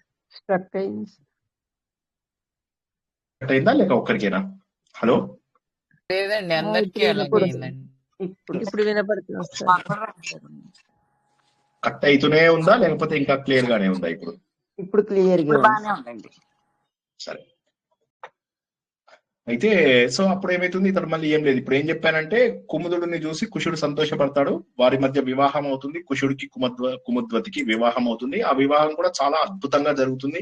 రెండు గొప్ప వంశాల మధ్య, అంటే నాగరాజు నాగవంశము, ఇటు రాముడి యొక్క రఘువంశము ఏదైతే ఉందో, అందులో ఈ నాగరాజు కూడా మామూలు నాగరాజు కాదు. తక్షకుడి తర్వాత 5 generations తర్వాత వాడన్నమాట. సో అటువంటి జనరేషన్స్ మంచి వాళ్ళది కూడా చాలా పెద్ద వంశము. ఆ వంశం లోపల ఇక దాంతో అప్పటి నుంచి కుముదుడికి ఇక గరుడ భయం పోతుంది అనమాట. కుషుడి రాజ్యం లోపల కూడా ఎక్కడ పాముల భయం లేదు. ఇప్పుడు 2 అడ్వాంటేజ్లు. రాజ్యంలో ఆ అంతఃపురాలలో అక్కడ ఇక్కడ పాములు తిరుగుతున్నాయి, అవి తిరుగుతున్నాయి అనే భయం వీళ్ళకి లేదు. అలాగే ఆ కుముదుడికి కూడా ఇంకా మళ్ళీ గరుడు ఏదన్నా వచ్చి మమ్మల్ని చేస్తాడు అనేటటువంటి భయం వాళ్ళకు కూడా లేదనమాట. ఎక్కడ చూసినా కూడా అత్యద్భుతమైనటువంటి వాయిద్యాల మధ్య వీళ్ళ వివాహం జరిగింది. వినిపిస్తుందా? నా వాయిస్ క్లియర్ గానే ఉందా? వినిపిస్తుంది. ఆ తర్వాత ఏమైంది, అప్పటిగా ఈ విధంగా కొనసాగుతూ ఉంటుంది. రాజ్యం చక్కగా చేస్తూ ఉంటాడు. అనుకూలవతి అయినటువంటి భార్య ఎంతో ఆహ్వానం ద్వారా తను ఇక్కడికి రావడం జరిగింది కాబట్టి, తను పుట్టి పెరిగినటువంటి రాజ్యం కాబట్టి ఇక్కడ చాలా చక్కగా రాజ్యాన్ని పరిపాలిస్తూ సంతోషంగా ఉంటాడు. ఈ సమయం లోపల వారికి ఏంటంటే వీరిద్దరికి కూడా అతిథి అనేటటువంటి ఒక పుత్రుడు. ఇతని యొక్క కథ, ఇతనికి ఆ పేరు ఎలా వచ్చింది, ఇవన్నీ వచ్చే వారం తెలుసుకుంటాం. ఇప్పుడు మనం కుషుడు కథ మాత్రమే ఈ వారం తెలుసుకుందాం. సో ఆ అతిథి అనేటటువంటి కుమారుడు, ఆ కుమారుడు పుట్టడమే తండ్రి యొక్క గొప్ప లక్షణాలు. ఇది మనం రఘువంశంలో దాదాపుగా ప్రతిసారి తెలుసుకుంటున్నదే. ప్రతి ఒక్కడు వాడి తండ్రి కంటే గొప్పవాడుగా ఉండడం అనేది చూసుకున్నాం. ప్రతి ఒక్కరు కూడా తండ్రి కంటే కూడా గొప్ప లక్షణాలు, తండ్రి లక్షణాలన్నిటినీ, తండ్రి చేస్తున్నటువంటి ఆచార వ్యవహారాలు, తండ్రి చేస్తున్నటువంటి పద్ధతులు, ఔదార్యం, ఇవన్నీ తెచ్చుకోవడమే కాకుండా వీళ్ళు ఏంటంటే మళ్ళీ వీళ్ళకు ఇంకా ఎడిషన్ గా ఇంకా కూడా కొన్ని లక్షణాలు ఉండేవన్నమాట. ఎలా ఉంది అంటే, ఈ సూర్యుడు దక్షిణం వెళ్ళినప్పుడు దక్షిణాన్ని పవిత్రం చేస్తున్నట్ట, ఉత్తరం వచ్చినప్పుడు ఉత్తర మార్గాన్నంతా పవిత్రం చేస్తున్నట్ట.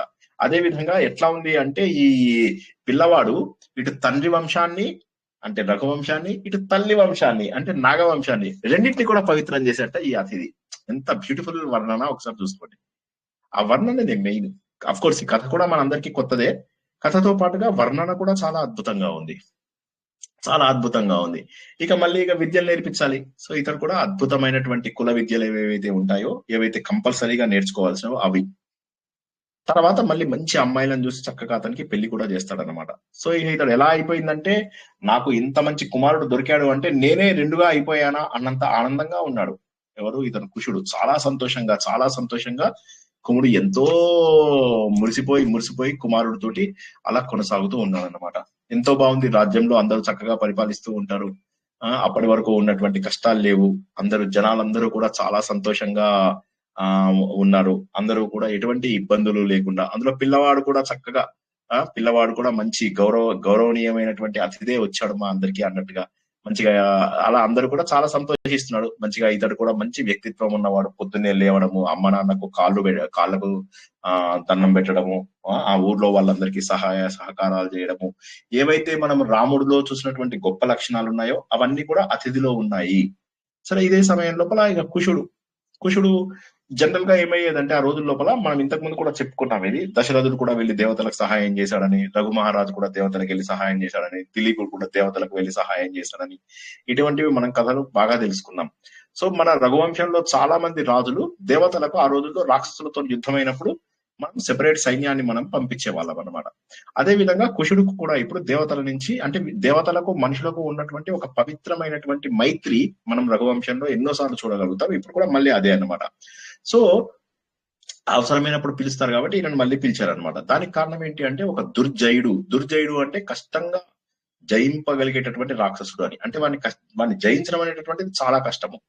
అటువంటి వాడు ఇంద్రుడి పైన దండయాత్ర చేస్తాడు. దండయాత్ర చేస్తే ఇంద్రుడు తన సర్వశక్తులు ఉపయోగించినప్పటికీ కూడా పోరాడలేకుండా ఉంటాడు. అందువల్ల ఏం చేస్తాడంటే, అతడు కుషుడిని ఇంకా లాభం లేదు, నేను ఈ రాక్షసుని ఎదిరించలేకపోతున్నాను అని చెప్పేసి తన మిత్రుడైనటువంటి కుష మహారాజుని రండిగా మీరు సహాయం చేయండి అంటాడు. సరే, కొడుకుకు టెంపరీగా తన బాధ్యతను అప్పచెప్పి ఇక తను కూడా, ఈయనకు ఒక దివ్య రథం ఉండేది అనమాట. అంటే ఈ భూలోకం నుంచి అక్కడికి వెళ్ళగలిగేది, స్వర్గలోకంకి వెళ్ళగలిగే వాళ్ళని మనం ఇంతకుముందు తెలుసుకున్నాం కదా. ఇప్పుడు ఎలా అయితే మనం ఫ్లైట్ ఎక్కేసి ఒక దేశం నుంచి ఇంకో దేశంకి వెళ్తున్నామో, అలా ఆ రోజుల్లో కూడా వెళ్ళేదన్నమాట. సరే, మొత్తం మీద ఇతను వెళ్తాడు. వెళ్ళిన తర్వాత ఇంద్రుడితో మాట్లాడిన తర్వాత ఒక చక్కటి వ్యూహం నిశ్చయించుకుంటారు. ఆ వ్యూహం ప్రకారం ఇంకా ఇతను అంటాడు, నేనే డైరెక్ట్ గా అతనితో పోరాడతాను అని చెప్పేసి డైరెక్ట్ గా వెళ్తారు. అంతరిక్షంలో కుషుడికి ఆ దుర్జయుడికి ఘోరాతి ఘోరమైనటువంటి యుద్ధం, భూమి మీద కాదు అంతరిక్షం లోపల, గాలి లోపల జరుగుతూ ఉంటుంది అనమాట. వాళ్ళు ఎలా ఉన్నారు అంటే, మేఘాలు రెండు కొట్టుకుంటున్నాయా, ఈ రెండింటి మధ్య ఉరుములు మెరుపులు బాగా వస్తున్నాయా, ఆయుధాలతో ఇలా కొట్టుకుంటే పెద్ద పెద్ద మెరుపులు, అందరూ కూడా వీళ్ళ సంగ్రామం ఎట్లా అంటే రామరావణ సంగ్రామం లాంటిదా అన్నట్టుగా చూస్తుంటే ఇక తను కుషుడు కూడా తక్కువ కాదు, తన దగ్గర ఉన్నటువంటి అనేక దివ్యాస్త్రాలను అన్నింటినీ కూడా ప్రయోగిస్తుంటాడు. ఆ రాక్షసుడి దగ్గర అడ్వాంటేజ్ ఏంటంటే, రాక్షసులకు మొదటి నుంచి కూడా మాయా యుద్ధాలు వాళ్ళకు చాలా పవర్ఫుల్ గా ఉంటారన్నమాట, వాళ్ళు మాయా యుద్ధాలలో. సో వారు కూడా తన రకరకాల మాయా విద్య ఉపయోగించుకుంటూ కూడా ఇతన్ని చాలా రకాలైనటువంటి ఇబ్బందులకు గురి చేస్తూ ఉంటాడు. అలాగా వారిద్దరి మధ్య చాలా ఘోరమైనటువంటి యుద్ధం జరుగుతూ ఉంటుంది అనమాట. జరగగానే ఇతను ఆలోచిస్తాడు, ఏం చేయాలి ఇప్పుడు అని చెప్పేసి. ఇద్దరు ఒక స్టేజ్ లో ఎలా ఉంటుందంటే, ఎవరు గెలుస్తారో తెలియదు, ఎవరు చూసినా కూడా వీళ్ళిద్దరూ అజయిలే, ఇంకా వీరికి కష్టమైనటువంటి ఇది అని చెప్పి. ఇది ఈ సమయంలోనే ఒక విషాదకరమైనటువంటి, ఒక గమ్మత్తైనటువంటి ఒక సంఘటన జరుగుతుంది అనమాట. అదేమైతుందో, కుషుడు అత్యంత శక్తివంతమైనటువంటి ఒక అస్త్రాన్ని దుర్జయుడి మీదకి ప్రయోగిస్తాడు. ఇదే సమయంలో దుర్జయుడు ఏం చేస్తాడంటే, తన చేతిలో ఉన్నటువంటి ఒక గదను తీసి ఇతని గుండెల మీద ప్రాణాంతకమైనటువంటి దాడి చేస్తాడు. సో ఇతను వేసినటువంటిది ప్రాణాంతకమైనటువంటి అస్త్రమే, అతడు కొట్టిన దెబ్బ కూడా ప్రాణాంతకమైనటువంటిది. ఎంత దెబ్బ అంటే, అది కవచాన్ని కాదు, గుండెని కూడా చీల్చేసి ఎంత గట్టి దెబ్బ కొడతాడు అనమాట. దీన్ని మిథ సంప్రహారం అంటారు. మిథ సంప్రహారం అయితే ఏమో కాళిదాస్ చెప్పినటువంటి పదం నేను చెప్తున్నాను. సో అంటే ఒకరినొకరు కొట్టుకుని చనిపోవడము అన్నటువంటిది ఉంటుంది కదా, ఆ విధంగా ఇద్దరు కూడా ఒకే సమయం లోపల ఈ దెబ్బకి ఇటు కుషుడు పడిపోతాడు, ఆ దెబ్బకు అటు దుర్జయుడు కూడా పడిపోతాడు. పడిపోగానే ఒక్కసారిగా తన జీవితాన్ని పణంగా పెట్టి దేవతలకు తన దగ్గర ఉన్నటువంటి మైత్రిని, తన లాయల్టీని చూపించుకోగలుగుతాడు కుషుడు. మొత్తం మీద దేవతలు విజయాన్ని సాధిస్తారు. కానీ ఏమైంది, ఏదో అంటారు కదా, సింహ గడ్డు లోపల గడ్డు దొరికింది కానీ సింహం పోయింది అని చెప్పేసి, ఈ సింహ గడ్డు సమయం లోపల తను పోగొట్టుకున్న వ్యక్తి గురించి బాధపడుతూ శివాజీ అంటాడు అనమాట. ఆ విధంగా యుద్ధం గెలిచారు కానీ పోయింది ఎవరు అంటే ఎంతో ముఖ్యమైనటువంటి ఒక రాజుని రఘువంశం పోగొట్టుకుంది. కుశ మహారాజు ఆ విధంగా శరీరాన్ని వదిలేస్తాడు. సో వీరు ఈ వార్త ఎలా చెప్పాలో తెలియదు, బట్ అతి కష్టం మీద చెప్పడానికి వచ్చేస్తారు, చెప్తారు. చెప్పగానే మొత్తం అయోధ్య అంతా కూడా ఒక్కసారిగా శోక సముద్రం లోపల మునిగిపోతుంది. కుమద్వతి అయితే ఈ మరణ వార్త భరించలేదు. ఇప్పుడు మళ్ళీ ఒక్కసారి మనం వెనక్కి వెళ్ళి చూసుకుంటే ఇటువంటివే వీళ్ళ జీవితాలలో మనం రఘువంశము చాలా మహోన్నతమైనటువంటి వంశం అని మనందరికీ కూడా తెలుసు. కానీ వీళ్ళ జీవితాలలో కూడా ఎన్ని రకాల దురదృష్టకరమైన మలుపులు ఉన్నాయో చూడండి ఒకసారి. ఇందుమతి స్వయంవరం నిజం చెప్పాలంటే రామాయణంలో చాలా గొప్ప ప్రేమ కథ అజుడు ఇందుమతి. అలాంటి గొప్ప ప్రేమ కథ ప్రణయ గాథ ఆనందంగా ఉన్న సమయం లోపల ఒక చిన్న పూలమాల వచ్చి పడిపోవడం ఏంటి ఆవిడ మీద, శాపవశాత్తు ఆవిడ మరణించడం, అక్కడ ప్రాణాలు వదిలేయడం ఎంత దురదృష్టకరమైనటువంటి విషయం.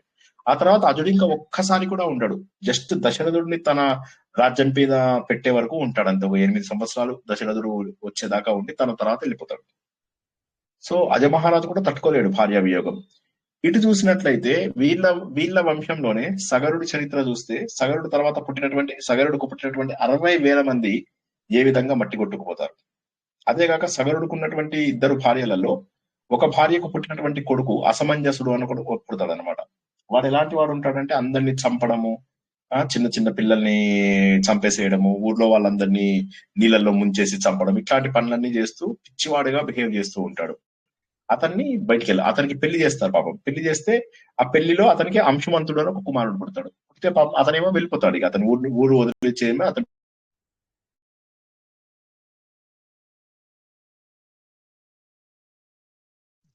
సార్ మళ్ళీ స్ట్రక్ అయింది సార్. మళ్ళీ స్ట్రక్ అయింది సార్, రావట్లేదు.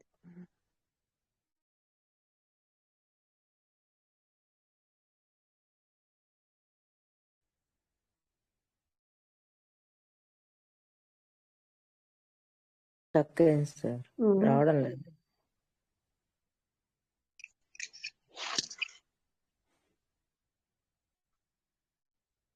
రావడం లేదు. ఇప్పుడు కూడా కనిపిస్తున్నానా, వినిపిస్తున్నానా? చూడండి ఒకసారి. కనిపిస్తున్నారా? సరే సరే, ఇక అయిపోయిందిలేండి, 5 నిమిషాల్లో ముగించుకుందాం. సో అప్పుడు ఏమవుతుందంటే మొత్తం మీద సో ఆ విధంగా వీరి వంశంలో చూస్తే పాపం ఎప్పుడు కూడా దురదృష్టం వీళ్ళని వెంటాడుతూనే ఉంది అని చెప్పి చెప్పవచ్చు. ఏ సమయంలో కూడా ఆనందంగా పూర్తిగా ఉన్నారా అంటే వీళ్ళ వంశంలో ఎప్పుడూ లేదు. భగీరథుడు చూడండి ఎన్ని కష్టాలు పడి మొత్తం మీద వంశాన్ని కాపాడుకోవాల్సి వస్తుందో. వీళ్ళ వంశంలోనే పుట్టినటువంటి అంబరీషుడికి ఎన్ని ప్రశ్నలు, ఎన్ని ఇవి వస్తాయి. కాబట్టి మనం ఏమనుకుంటామంటే యుగాలతో సంబంధం లేకుండా జనాల జీవితంలో ఎన్ని కష్టాలు పడ్డారు అనేటటువంటి మనం ఇక్కడ గుర్తుంచుకోవాలి. ఇప్పుడు ఇక్కడ మనకు జరిగినటువంటి కథ లోపల ఇక ఆవిడ భరించలేదు, ఈ బాధని ఆవిడ భరించలేదు. ఇక కుముద్వతి ఇంకా ఆవిడ బాధ భరించలేదన్నమాట. భరించలేదు, ఇక భర్తను వదిలి ఉండలేదు. ఇప్పుడు అజమహారాజ్ సమయంలో ఆయన కూడా భరించలేడు. కానీ ఆయన ఏంటంటే అట్లీస్ట్ కొడుకు బాధ్యత ఉంది కాబట్టి తను కొన్నాళ్ళు ఉండడం జరిగింది. ఇప్పుడు ఈ కుముద్వతి విషయం లోపల ఆవిడ ఇంకా ఉండేటటువంటి స్టేజ్ లో లేదన్నమాట. వెంటనే ఆవిడ పతితోటి సహగమనం చేసింది. ఇక్కడ ఒకసారి ఆపుతా, ఏంటంటే సహగమనం అనేటటువంటిది ఉన్నది, అది కంపల్సరీ కాదు, బట్ కోరిక వాళ్ళకి ఇష్టం ఉంటే చేయొచ్చు అనేటటువంటిది కృతయుగం సమయంలోనే ఉన్నది అన్నటువంటి విషయము మనకు కాళిదాసు రఘువంశం ద్వారా తెలుస్తుంది. అంతకుముందు ఎప్పుడూ లేదు. దశరథుడు పోయినప్పుడు ఎవరు సహగమనం చేసినట్టుగా మనము తెలియదు. మిగతా వాళ్ళు కూడా వెళ్ళిపోయినప్పుడు ఎవరు సహగమనం చేసినట్టుగా తెలియదు. సో అది గుర్తుంచుకోవాలి మనం. ఈ పాయింట్ ఏంటంటే కాళిదాసు కథలో మాత్రం మనకు కనిపిస్తుంది ఇక్కడ సహగమనం అనేటటువంటిది. ఇది ఒక ప్రత్యేకమైనటువంటి విషయంగా మనం భావించాలి. ఎందుకంటే సహగమనం ఎప్పుడుంది, సహగమనం అనేది it's not mandatory at all. Kumudvati కేవలం భరించలేక సహగమనం చేస్తుంది అన్నమాట. సో ఆ విధంగా ఏదైతే ఏంటి మొత్తం మీద ఇంద్రుడి యొక్క స్థానంలో కొంత భాగాన్ని కుశుడు తీసుకున్నాడని, అతని భార్యగా కుముద్వతి వెళ్ళే, అంటే ఇద్దరు కూడా దేహాన్ని వదిలేసిన తర్వాత స్వర్గానికి వెళ్ళారు, అక్కడ ఆనందంగా ఉన్నారు అనేటటువంటి విషయం మాత్రం మనకి ఇక్కడ చెప్తారు. అంటే ఇక అక్కడికి వెళ్ళిన తర్వాత ఏం జరిగింది అనేది తెలియదు. దేవతలంతా కూడా వీళ్ళ దేహం వదిలేసినప్పుడు వీళ్ళందరిపైన ఆకాశం నుంచి పూలవాన కురిపించారు, మంచిగా దివ్య లోకాలకు వెళ్ళి ఆనందంగా ఉన్నారు. ఇవంత వరకు మనకు బాగానే ఉంది. కాకపోతే ఒక దురదృష్టకరమైనటువంటి సంఘటనగా చెప్పుకోవచ్చు. సరే, మరి అయిపోయిన తర్వాత ఇప్పుడు మరి ఏం చేయాలి? ఇప్పుడు నెక్స్ట్ రాజ్యానికి గమ్మత్ ఏంటంటే పట్టాభిషేకం జరగదు అప్పటికి అతిథికి. అప్పుడు వీళ్ళు ఏం చేస్తారంటే పట్టాభిషేకం చెయ్యాలి. ఎట్టి విషయాల్లో సిద్ధంగా ఉన్నాడా? ఎస్, సంసిద్ధంగా ఉన్నాడా అతిథి, అతనికి పట్టాభిషేకం చెయ్యాలి. కాబట్టి అప్పుడు అందరూ ఏం చేస్తారంటే వీళ్ళందరూ కలిసి వశిష్ఠుడు కూడా తీసుకొచ్చేసి, ఇంకా ఇతను ఏజ్ ఒక్కటే కొద్దిగా చిన్న, మిగతా అన్ని రకాలుగా కూడా సర్వ సమర్థుడు అతిథి, అతన్ని తీసుకొచ్చేసి సింహాసనంలో కూర్చోబెడతారనమాట. తను ఏవైతే ప్రాణత్యాగాలు చేసి దేవతలకు తను సహాయం చేయగలిగి ఉన్నతమైనటువంటి స్థానానికి వెళ్ళగలిగాడో కుషుడు, అంత కీర్తి సంపాదించుకున్నాడు. అంత కీర్తి అతిథి సంపాదించాడా లేదా? ఎందుకంటే మిత్రుల కోసం అని చెప్పేసి వీర ధర్మాన్ని పాటించాడు. ఇక్కడ ఇంద్రుడి కోసం ప్రాణత్యాగం చేసేనాడు కుషుడు అనేటటువంటిది మహోన్నతమైనటువంటిది. అదిగాక దుర్జయుడిని చంపడం అది మాటలు కాదు. మళ్ళీ అట్ ద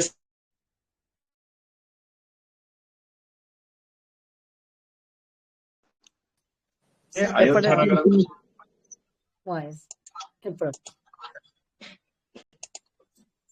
అలాగే ఉందా? ఇంకా అలాగే ఉందా? ఇప్పుడు వినపడుతుంది, ఇప్పుడు వస్తుంది, వినపడుతుంది. మళ్ళీ స్ట్రక్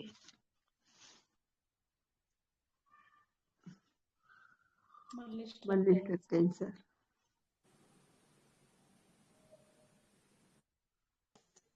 వినిపిస్తుందా? మీరందరూ నాకు కనిపిస్తున్నారు, మీరందరూ నాకు వినిపిస్తున్నారు. మీకు కనిపిస్తున్నావా సార్? వినిపిస్తున్నారండి, ఇప్పుడు వినిపిస్తున్నారు. వినిపిస్తున్నాను, వెరీ గుడ్. సో అప్పుడు ఏమైంది అంటే మీరందరూ కనిపిస్తున్నారు, నిద్రలు పోతూ కనిపిస్తున్నారు నాకు. మేము కనిపిస్తున్నావా సార్? కానీ మీరు కనపడట్లేదు సార్.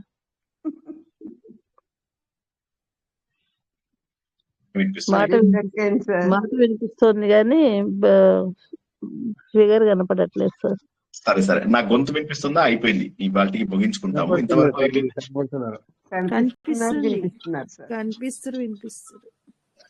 గుడ్. సరే, కనిపించకపోయినా ఏం పర్వాలేదు, నా మాట వినిపించకపోతే చెప్పండి, ఓకేనా? సండే రోజు కదా, అందరూ ఇంటర్నెట్ బాగా వాడుతున్నట్టున్నారు. హలో, వినిపిస్తోందా? సో ఏ విధంగానైతే వీరత్వము, తర్వాత మిత్రధర్మము, త్యాగము, తర్వాత రఘువంశం యొక్క గొప్పతనము, ఇలాంటివన్నీ నిలబెట్టాలి. వీటన్నిటితో పాటు అయోధ్య నగరానికి పునర్నిర్మాణం చేసి మళ్ళీ దానికి పూర్వ వైభవం తీసుకొచ్చారు. ఈ రోజుకు కూడా మనం ఇంకా అయోధ్య నగరానికి వెళ్తున్నాము అంటే అది కుషుడు అప్పట్లో దానికి ఇచ్చినటువంటి ఇనిషియేటివ్. లేకపోతే మనం ఏ కుషావతికో, శ్రావస్తికో, తక్షశిలాకో ఇవన్నిటికీ వెళ్లాల్సి వచ్చేది. కానీ అటువంటి అయోధ్య నగరాన్ని మళ్ళీ ఈయననే కాకుండా ఈయన తర్వాత కూడా కొంతమంది రాజులు పరిపాలించేదాకా చేయడం అనేటటువంటిది ముఖ్యమైనటువంటిది. సో ఏ కథలో అయినా కూడా మనకేంటంటే పూర్తి స్థాయి సంతోషము ఉంటుంది అని చెప్పేసి అనుకోకూడదు. మన జీవితం అనేది కూడా ఒక సమరం.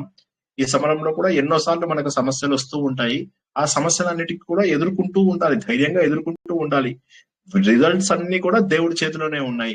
మనము పరాజయానికి భయపడి యుద్ధంలో పాల్గొనకపోతే ఎలాగా అనేది గుర్తుంచుకోవాలి. కాబట్టి అలా పాల్గొని మన జీవితం అనేటటువంటి యుద్ధం లోపల ధైర్యంగా ఎదుర్కొంటూ వచ్చిన సమస్యలన్నిటినీ కూడా దాటుకుంటూ ఏ ఫలితం భగవంతుడు ఇచ్చినా కూడా భగవంతుడా ఇది నీ నిర్ణయం అని సంతోషంగా ముందుకెళ్లాల్సినటువంటి ఆలోచన మనకు ఈ రోజు కథ మనకు కనిపిస్తుంది.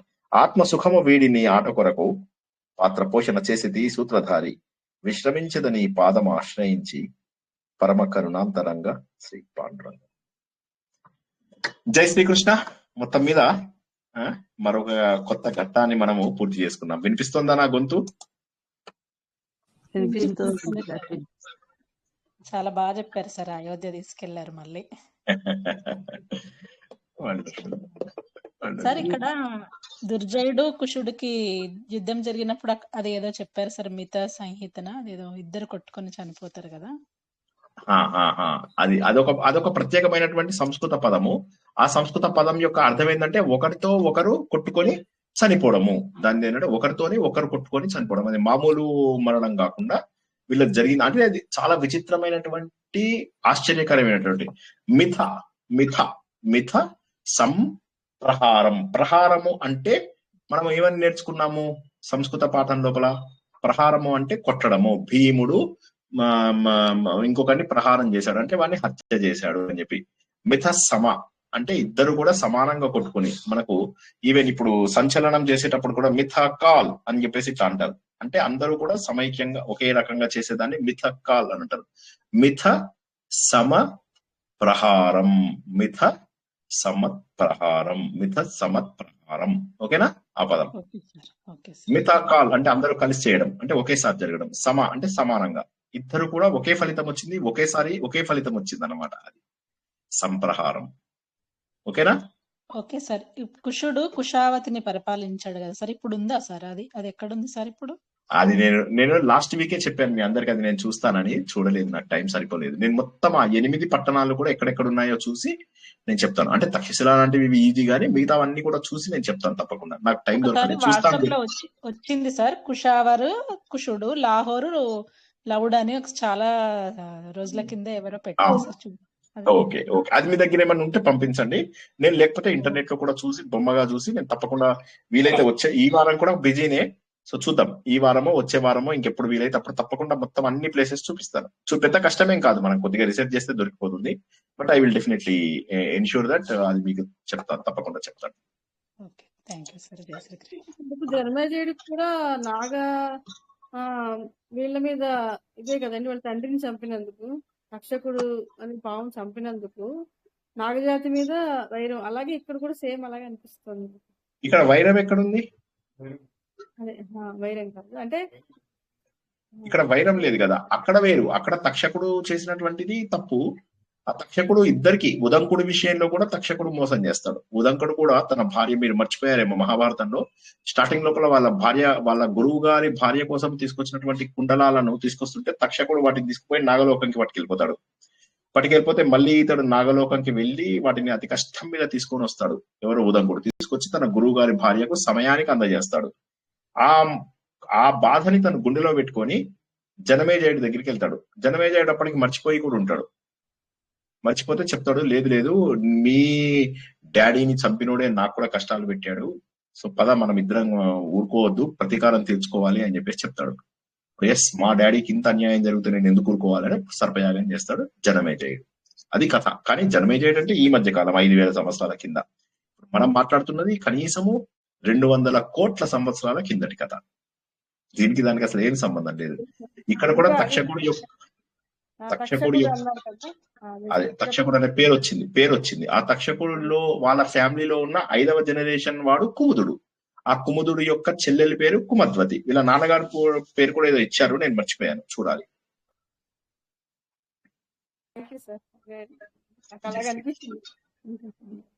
లేదు, ఇక్కడ పగా ప్రతీకారం లేదు, అందరూ కూడా చక్కగా కలిసిమెలిసి ఉన్నారు.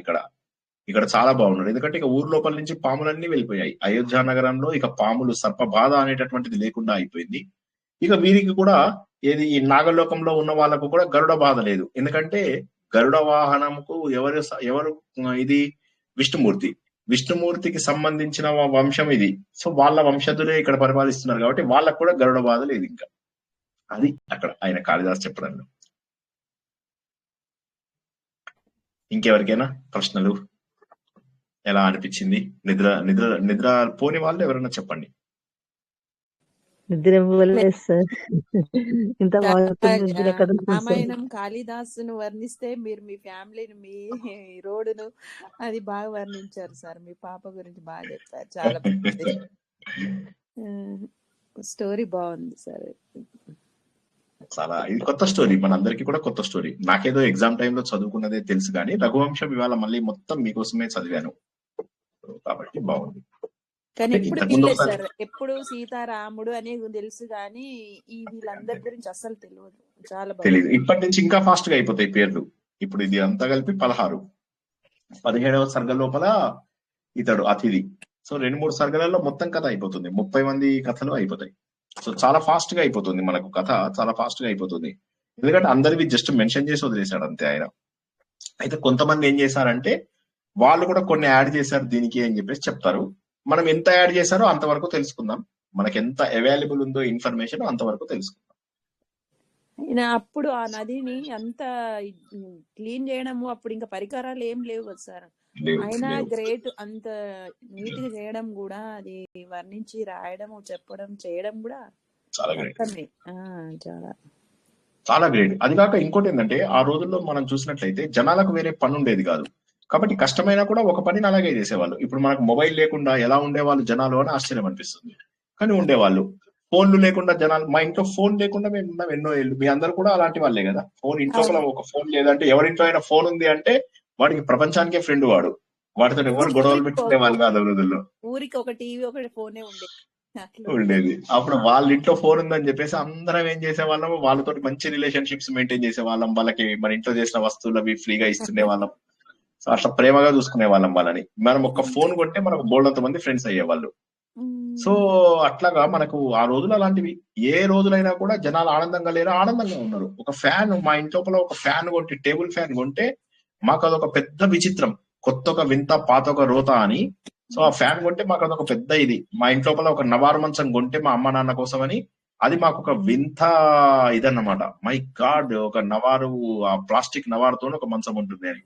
మా ఇంట్లో ఫస్ట్ టైం కుక్కర్ కొన్నప్పుడు, oh my god, cooker whistles వేస్తుంది, ఇట్లా విజిల్స్ వేస్తుంది, ఇది ఆశ్చర్యం అని చెప్పేసి ఆశ్చర్యం. సో ఇవన్నీ కూడా అంతెందుకు, మా అమ్మ నాన్న పెళ్ళైన టైం లోపల ఒక బుష్ టీవీ అని చెప్పి ఇంత పెద్ద రేడియో పెద్ద రేడియో అన్నమాట, అది కొన్నారన్నమాట. చాలా ఏళ్ళు, అది ఈవెన్ నాకు కూడా తెలుసు ఆ రేడియో. సో మా అమ్మ వాళ్ళ పెళ్లి అంటే 1960s లో ఎప్పుడు. అలాంటిది అది చాలా గ్రేట్ అనమాట. అందరూ కూర్చొని, వీళ్ళది పెద్ద ఫ్యామిలీ, మా నాన్నగారు వాళ్ళది 12 మంది పిల్లలు. సో అందరూ కూడా మా నాన్నగారు పెద్దవారు అనమాట. సో అలా అందరూ చుట్టూరుగా కూర్చొని, ఆ రేడియో చుట్టూ కూర్చొని పాటలు వినడము అవి ఇవి అనమాట. ఇది మల్లెల వేలయని, ఇది వెన్నెల మాసమని, తొందరపడి ఒక కోయిల, ఆ పాటలన్నీ వింటూ వచ్చిన వాళ్ళు వీళ్ళందరూ సంతోషంగా. చాలా బాగుంటది పాట. మేము కూడా రేడియో చాలా వినేది అప్పుడు చిన్నప్పుడు. అదే ఉండేది, రేడియో తప్పితే వేరే దిక్కుండే ఏముండేది కాదు. ట్రాన్సిస్టర్స్ వచ్చిన తర్వాత అసలు ఇంకా ఆశ్చర్యం. అబ్బో ఇంత బేబీ, నేను నా దగ్గర ఒక ఇంత బేబీ ఇది ఉండేది, ఏమంటారు, ఎల్లో కలర్ది, నాకు ఇంకా జ్ఞాపకం. అది నా ఎంసెట్ కి నాకేంటంటే పాటలు వినుకుంటూ చదువుకునేవాడిని. నాకు చదువుకునేటప్పుడు చిన్న డిస్టర్బెన్స్ అన్నా ఉండాలి. ఇప్పుడు పీస్ఫుల్ గా ఉండేవాడిని, కానీ అప్పుడు నాకు ఎంతో కొంత ఉండాలి. నాకు మనుషులు లేకపోయినా, లేకపోతే చుట్టుపక్కల శబ్దం లేకపోయినా నేను వినేవాడిని కాదు. సో నాకు చదువుకోగలిగేవాడిని కాదు. ఏదైనా అక్కడ పెళ్లి మండపాల్లో అక్కడ పెళ్లి జరుగుతూ ఉంటే నేను ఇక్కడ కూర్చొని కెమిస్ట్రీ బుక్ చదువుకునేవాడిని. సో నాకు అట్లా కొద్దిగా నాయిస్ అనేది చాలా ఇష్టం ఉంటుండే చిన్నప్పుడు. అలాగే రేడియో ఉన్న తర్వాత ఇక రేడియో, మా అమ్మ రకరకాల పాటలు అవి ఇవి అన్ని, ఇంకా అసలు ఎట్లా అంటే హిందీ పాటలు మొత్తం. మా మదర్ అక్కడ ఢిల్లీలో ఎక్కువ రోజులు పెరగడం వల్ల నాకు హిందీ బాగా ఇదైంది అనమాట. సో దాంతో అన్ని హిందీ పాటలు అన్ని. ఇప్పుడు మా అమ్మగారే ఇది, ఖోయా ఖోయా చాంద్ ఖులా ఆస్మా ఆంఖోं में सारी रात जाएगी, तुमको भी कैसे नींद आएगी, ఓ ఖోయా ఖోయా చాంద్. ఇలాంటి పాటలన్నీ మా అమ్మనే. అసలు అంటే ఎన్ని పాటలు మాకు అప్పుడు మా అమ్మ నేర్పించిందంటే, అన్ని మా అమ్మనే పాడుతుంటే నేను ఆశ్చర్యపోయేవాడిని చాలా. అవన్నీ నేను ఈ రేడియోలో మొత్తం, మా అమ్మ ప్రతి పాట నేను ఈ రేడియోల ద్వారా నేను మళ్ళీ, నాకు ఎప్పుడు వినడమే కానీ నాకంటూ ఒక పాకెట్ ట్రాన్సిస్టర్ వచ్చిన తర్వాత అసలే పాటల పైన చాలా ఇష్టము. ఇంకా అసలు పాటలు అయితే నోటికి వచ్చేసాయి నాకు. మా అమ్మ పాడి పాడి పాడి పాడి అట్లా నాకు. రికార్డింగ్ చేయలేదా సార్ తనయి? కొంచెం రికార్డింగ్ చేసి మాకు పెట్టాల్సింది. మొన్న ఒకటి పెట్టాను, చిన్నది పెట్టాను మా అమ్మది. మొన్నది పెట్టాను. పెద్ద అయ్యాక, పాపం ఆవిడ పెద్ద అయ్యాక ఉన్నట్టున్నాయి, ఆమె ఉంటాయి, ఎక్కడో ఒక చోట ఉంటాయిలేండి, గ్యారంటీగా నేను రికార్డ్ చేసినవి ఉన్నాయి. పెట్టండి. విన్నానండి, అది బాగా పాడారు. ఆ వయసులో కూడా చక్కగా పాడారు, చాలా బాగా. తెలుగు పాటలు, హిందీ పాటలు అసలు మా అమ్మకి ఎంత ఎంత అసలు.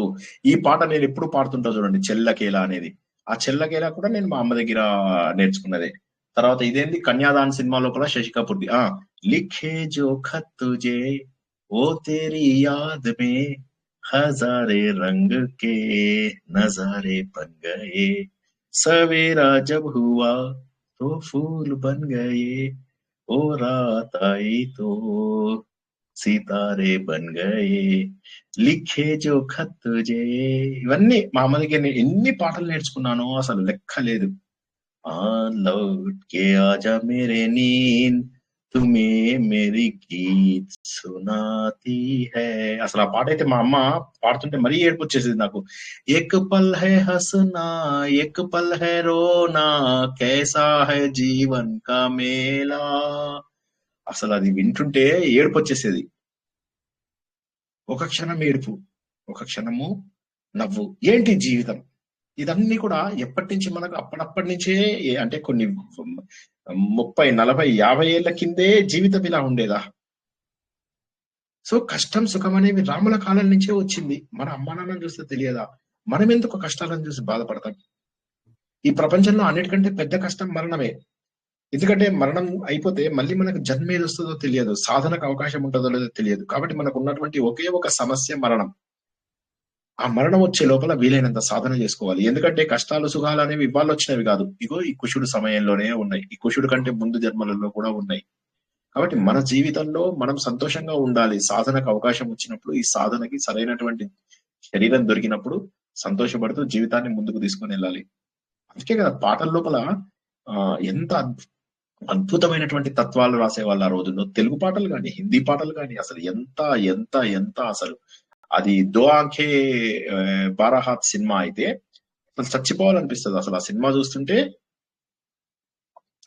కొన్ని రోజుల పాటు నేను రికవర్ కాలేకపోయా. ఆ సినిమా శాంతారాంది అసలు అది కొన్ని రోజుల పాటు నేను రికవర్ కాలే. ఎన్ని సినిమాలు చూపించారో మా అమ్మగారు హిందీ సినిమాలు. ఎస్పెషల్లీ మేము నిజామాబాద్ లో ఉన్నప్పుడు ఏమైందంటే మాకు అక్కడ తెలుగు ఛానల్స్ వచ్చేవి కాదు. హైదరాబాద్ ఇంకా అప్పటికి కనెక్ట్ అవ్వలేదు అక్కడికి. సో మాకు ఓన్లీ హిందీ ఛానల్సే వచ్చేవన్నమాట. అసలు ఎలాంటి సినిమాలు చూసేవాళ్ళంటే, ఒకసారి ఆ సినిమా పేరు చెప్తా నేను. స్వామి అని ఒక సినిమా వచ్చింది, ఎవరైనా చూసారా? స్వామి అని చెప్పి ఎవరంటే ఈయన డాన్స్, దానికి మొన్ననే చనిపోయాడు. ఆయన పేరేంది? అయ్యో శ్రీహరి సార్, ఆ శ్రీహరిదాస్ సార్. చచ్చ స్వామి నేను అంటుంది చాలా పాత స్వామి. అది ఎవరంటే ఈయన, అయ్యో రామా, చాలా పెద్ద యాక్టర్. ఆయన చాలా పెద్ద కాదు. ఆయన దీంట్లో వచ్చాడు. మన ఏది ఈ కదిలి రాగవే భైరవి ఆనంద భైరవి అది ఉంది చూడు, అది ఆనంద భైరవి అని ఒక సినిమా వచ్చింది. అందులో గిరీష్ కర్నాడ్. అతను థియేటర్ ఆర్టిస్టు. అది కాక ఈ ఆర్ట్స్ అండ్ వీటన్నిటికీ కూడా అతను ఎన్నో రోజులుగా ప్రెసిడెంట్ గా చేసినటువంటి వ్యక్తి అన్నమాట. సో ఆయనది స్వామి అని వీలైన వాళ్ళు ఎవరైనా తప్పక చూడండి, తప్పక చూడండి ఆ సినిమాని. అసలు అంత స్లో మూవీ అది, ఈ రోజుకు కూడా మనం చూడగలిగేంత అద్భుతమైనటువంటి మూవీ.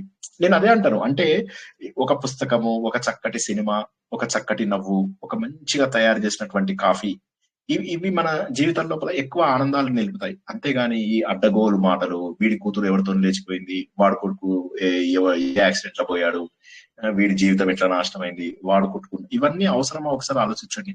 మనకున్న ప్రాబ్లమ్స్ చాలావా? ఎందుకు ఇవన్నీ గలీజ్ మాటలు అన్ని మాట్లాడు? నేను చూస్తుంటే ఎంత అసహ్యం వేస్తుందో అసలు. అందులో పని లేని వాళ్ళు ఇంకెక్కువ గలీజ్ మాటలు మాట్లాడతారు. ఇలా చూసి అసహ్యం వేసింది, అసలు జనాలను చూస్తే అసహ్యం వేస్తుంది. దాని బదులు ఇది చూడండి, ఒక చక్కటి పాట, ఒక చక్కటి నవల, ఒక చక్కటి పుస్తకం, చక్కటి కాఫీ, చక్కటి వాతావరణం, ఒక వెన్నెలను ఎంజాయ్ చేయండి, ఒక ఋతువులను ఎంజాయ్ చేయండి. ఇంట్లో పెంచుతున్న చెట్టు పెరుగుతూ ఉంటే ఆ చెట్టును చూస్తూ ఎంజాయ్ చేయండి. పెంచక నేను ఈ 1 year నుంచి చెట్లు పెంచుతున్నా.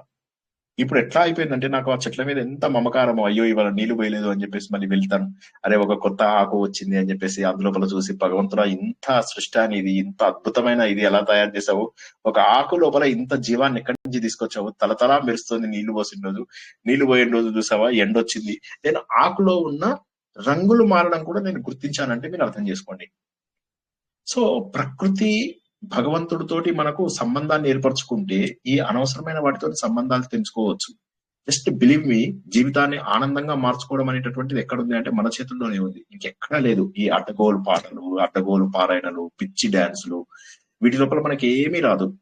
గుర్తుంచుకోండి, ఒక చక్కటి గుండె లోపల పొంగేటటువంటి ఒక ఆనందం ఏదైతే ఉంటుందో, ఆనందాన్ని మనము గుర్తించగలగాలి. అప్పుడు మనకు ఏమవుతుందంటే, మనం సరైనటువంటి దారిలో వెళ్తూ ఉంటాం. ఎందుకంటే దేవుడు ఆనందంగా ఉండే వాళ్ళకి ఆనందాన్ని అలా కల్పిస్తూ ఉంటాడు. ఎందుకంటే ఎన్నో రీజన్స్. ఇప్పుడు నేను బయట వెళ్తుంటే బయట చెట్లన్నీ చూసి ఆనందం అనిపిస్తుంది. అలాగే నిజంగా సూర్యుడు, ఇప్పుడు మీకు ఆదిత్య హృదయం చెప్పినప్పుడు సూర్యుడిది చెప్పే కదా, ఇందాక నేను రోడ్డు మీద నుంచి వస్తుంటే మధ్యలో ఆగిపోయి సూర్యుడిని చూసి అక్కడ ఆగిపోయి, ఆయనకి ముందు సూర్యుడికి అర్ఘ్యం ఇవ్వలేను కాబట్టి లోకబంధు కర్మసాక్షిని ఆదిత్య కరుణాకర ఓం నమో భగవతే సూర్యనారాయణ నమస్తుతే సూర్యాయ దేవదేవాయ కరుణాన సమూర్తయే శక్తయే సర్వలోకానాం ఇదం అర్ఘ్యం నమో నమః గాయత్రి లోకజననీ బుద్ధి శుద్ధిం కరీం ప్రియాం ప్రచోదయత్రి సర్వేషాం సంధ్యా సాస్మన్ సదావతు. ఓం మిత్రాయ నమః, ఓం రవయే నమః, ఓం సూర్యాయ నమః, ఓం భారవే నమః, ఓం ఖగాయ నమః, ఓం భూషణాయ నమః, ఓం హిరణ్యగర్భాయ నమః, ఓం మరీచ్యే నమః, ఓం అర్కాయ నమః, ఓం ఆదిత్యాయ నమః, ఓం భాస్కరాయ నమః. చరాచరాని భూతాని యాదేవి సముపాసిత సాయం ప్రాతః నమస్తేస్తు. ఇట్లా సర్వేభ్యశ్చ సమస్తాని మంగళాని భవంతి చ. ఓం నారాయణ నారాయణ నారాయణ. సో అలా రోడ్డు మీద ఉండి ఆ సూర్యుడి యొక్క అందాన్ని చూస్తూ ఇది మనసు లోపల పాడుకుంటూ అలా దండం పెట్టేసుకున్నాను. అలాగా ఇవేంటంటే ఇవన్నీ మనకు ప్రకృతి లోపల భగవంతుడి యొక్క స్వరూపం కనిపించిన ప్రతి దాన్ని గుర్తిస్తూ ఈ ఆనందంలో మునిగిపోతే ఎంజాయ్ చెయ్యక కాదు, అందరం ఎంజాయ్ చేస్తాం లైఫ్. అడ్డగోలు మాట్లాడితేనే ఎంజాయ్ చేయం, ఇవన్నిటిలో ఎంజాయ్ చేస్తాం. సినిమాలు చూడమా? సినిమాలు చూస్తాం, అన్ని చేస్తాం. పాటలు వింటాను, సినిమాలు చూస్తాను, తెలుగు, హిందీ, ఇంగ్లీష్, బెంగాలీ అన్ని పాటలు వింటాను, అన్ని పాటలని ఎంజాయ్ చేస్తాను, చక్కటి కామెడీ క్లిప్స్ చూసుకుంటాను. అన్ని ఎంజాయ్ చేయక కాదు, నేను ఫ్రెండ్స్ అందరూ నాతో ఉన్నప్పుడు వాళ్ళందరూ కూడా నాతో పాటు ఎంజాయ్ చేస్తారు, నా కంపెనీని తప్పక అందరూ ఎంజాయ్ చేస్తారు. ఇది మనకు సహజంగా ఉండేది. కానీ ఎవరితోని బంధం పెంచుకొని డోంట్ గెట్ అటాచ్డ్ టు, అది నేను అనేది. అటాచ్మెంట్ పెంచుకోకుండా ప్రశాంతంగా ఉండగలుగుతాను జీవితంలో. ఎక్కువ మంది అవసరం లేదు మనకు. ఒక సింపుల్ ఒక ఇది 150 రూపాయల చొక్క, దీంతో నేను సంతోషంగా లేనా గుర్తించండి. ఇలా మనము మనకున్నటువంటి అనవసరమైన విషయాలను తగ్గించుకుంటూ పోతే అవసరమైనటువంటి ఆత్మ ఆనందాన్ని ఎక్కువగా మనం పొందగలుగుతాం. ఈ రోజు వీలైన వాళ్ళు ఎవరైనా మన తత్వ విధానంద గారిది గీతాసారం ఇవాల్టి క్లాస్ వినండి. ఎవరైనా వింటే ఆయన చాలా కష్టమైన విషయాన్ని చెప్పారు. కొద్దిగా కష్టమైతుంది, అర్థం కాని వాళ్ళు వదిలేయండి. అర్థమైన వాళ్ళు మాత్రం తప్పక వినండి ఇవాల్టి క్లాస్. ఇవాళ నేను క్లాస్ కి వెళ్ళి విన్నాను, మన శివానంద ఆశ్రమంకి వెళ్ళి విన్నాను. ఎంత బాగా చెప్పారో, అసలు ఆత్మ రహస్యాల గురించి ఎంత బాగా చెప్పారో. అర్థమైతే మాత్రము it's going to be a wonderful experience, that I can tell you. ఇవాళ ఈవినింగ్ 5:30 to 7 అయినటువంటి లేటెస్ట్ ఇది. ఓకేనా? జై శ్రీకృష్ణ. ఇంకా మనకు 10 దాటిపోయింది. మళ్ళీ రేపు అత్యద్భుతమైనటువంటి ఆత్మబోధ మనకు ప్రారంభం అవుతుంది. మళ్ళీ ఆత్మబోధ లోపల సులభమైన మొక్కలు పెంచుతారు కదండి, మొక్కలతో మాట్లాడతారటండి చాలా మంది. అవును, మాట్లాడతారు. ఎస్, వీటిని చూస్తూ ఆనందం. అంటే నేను ఇదే అంటాను, అంటే వాటితో సమయం స్పెండ్ చేయాలి మనం. ఇప్పుడు నాకు పెద్ద అనుభవం తక్కువ, నాకున్న అనుభవం తక్కువ. నేను ఇప్పుడిప్పుడే చూస్తున్నాను అసలు మొక్కలు ఎలా పెరుగుతాయో కూడా చూడడం నాకు ఇప్పుడే. అది కూడా ఏంటంటే నేను ఎక్కడికన్నా వెళ్తే గిఫ్ట్స్ అవి తీసుకోను కదా. నేను వాళ్ళకి ఏం చెప్పానంటే నాకు గిఫ్ట్స్ ఏమి ఇవ్వద్దు అని చెప్తా కదా. ఎక్కడికన్నా వెళ్ళి ఏమైనా స్పీచ్లు అవి ఇచ్చినప్పుడు జనరల్ గా ఏమవుతుందంటే మాక్సిమం ఏం చేస్తారు, ఒక షాల్వా కప్పుతున్నారు, ఒక పెన్ను పేపర్ ఇస్తే తీసుకుంటా నేను. తర్వాత ఒక చెట్టు ఇస్తున్నారు. ఈ మధ్య చెట్టు తీసుకున్నాను కాబట్టి ఇంకో 2-3 చోట్ల కూడా వేరే కాలేజెస్ లో అక్కడ ఇక్కడ కూడా చెట్లు ఇచ్చారు. ఇంటికి తీసుకొచ్చిన తర్వాత మరి గిఫ్ట్ ని పడేసుకుంటామా చెట్టును? అప్పుడు నేను నీళ్లు పోస్తుంటే ఇంట్లో వాళ్ళు ఆపేశారు. ఇక నేనే పోస్తున్న నీళ్లు నేనే పెంచుకుంటున్నాను. అట్లా అలవాటు అయింది నాకు. నా అంతటా నేను చెట్లు పెంచి, అది అసలు రూల్డ్ అవుట్. మా అమ్మ ఎన్నో చెట్లు పెంచింది, ఎన్నోసార్లు ఎంతో హెల్ప్ అడిగింది. ఎప్పుడు చేయలేదు నేను. ఇక చివరికి మా రెండో అన్నయ్య అన్ని చెట్లు తెచ్చి పెడుతుండేవాడు మా అమ్మ కోసము. బట్ నేను ఎప్పుడు మా అమ్మకి ఏ హెల్ప్ చేయలేదు చెట్ల విషయం లోపల.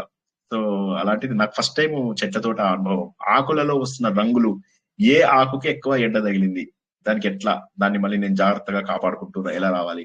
ఆకుల పైన కూడా నీళ్లు చల్లుతున్నాను. ఇలాగా చల్లుతుంటే నాకు సంతోషం. అదే వచ్చేది యాక్చువల్ గా ఆకులను చల్లడం కాదు కదా, రూట్స్ నుంచి వెళ్ళాలి కదా అని. అయినా కూడా ఆకుల మీద చల్లితే తప్పేముంది, కొద్దిగా ఇంకా చల్లగా ఉంటే పాపం ఎండకి వేడెక్కుంటేలే అని ఇట్లా అనుకొని నాలో నేను అవి చదువుతుంటే అది కూడా ఆనందమే. మీరు ఆ పాట అది ఉంది కదా, కమల్ హాసన్ పాట పచ్చని చిలుకలతో, అది వినండి. అందులో ప్రతి అణువు కూడా ఆనందమే. ఆనందం అనేటటువంటిది భగవంతుడి సృష్టి లోపల ప్రతి చోట కూడా ఉన్నది.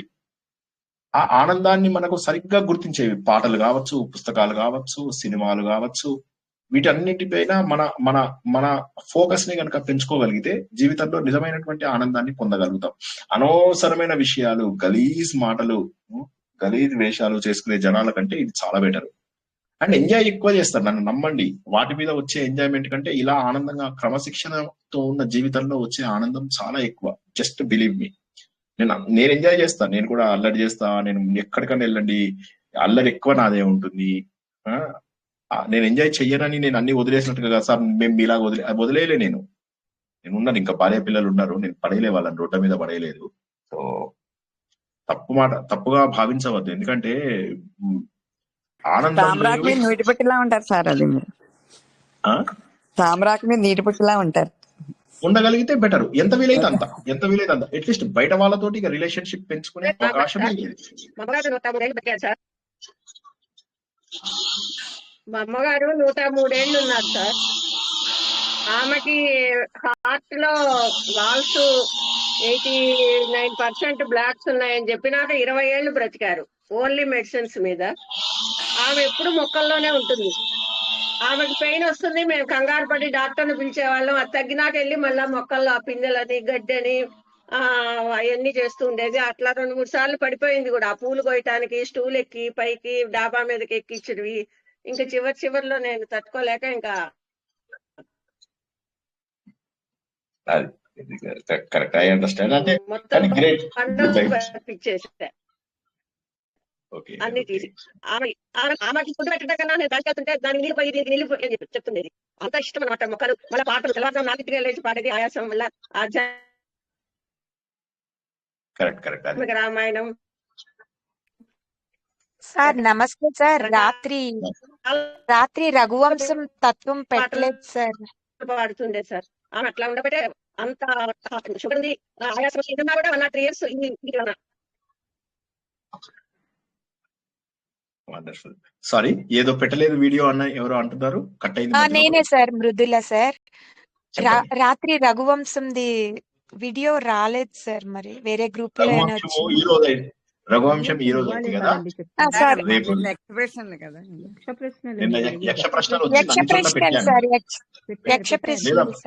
పెట్టానమ్మా, మీరు ఎక్కడో మిస్ అయ్యి ఉంటారు. అన్ని గ్రూప్ పెట్టాను.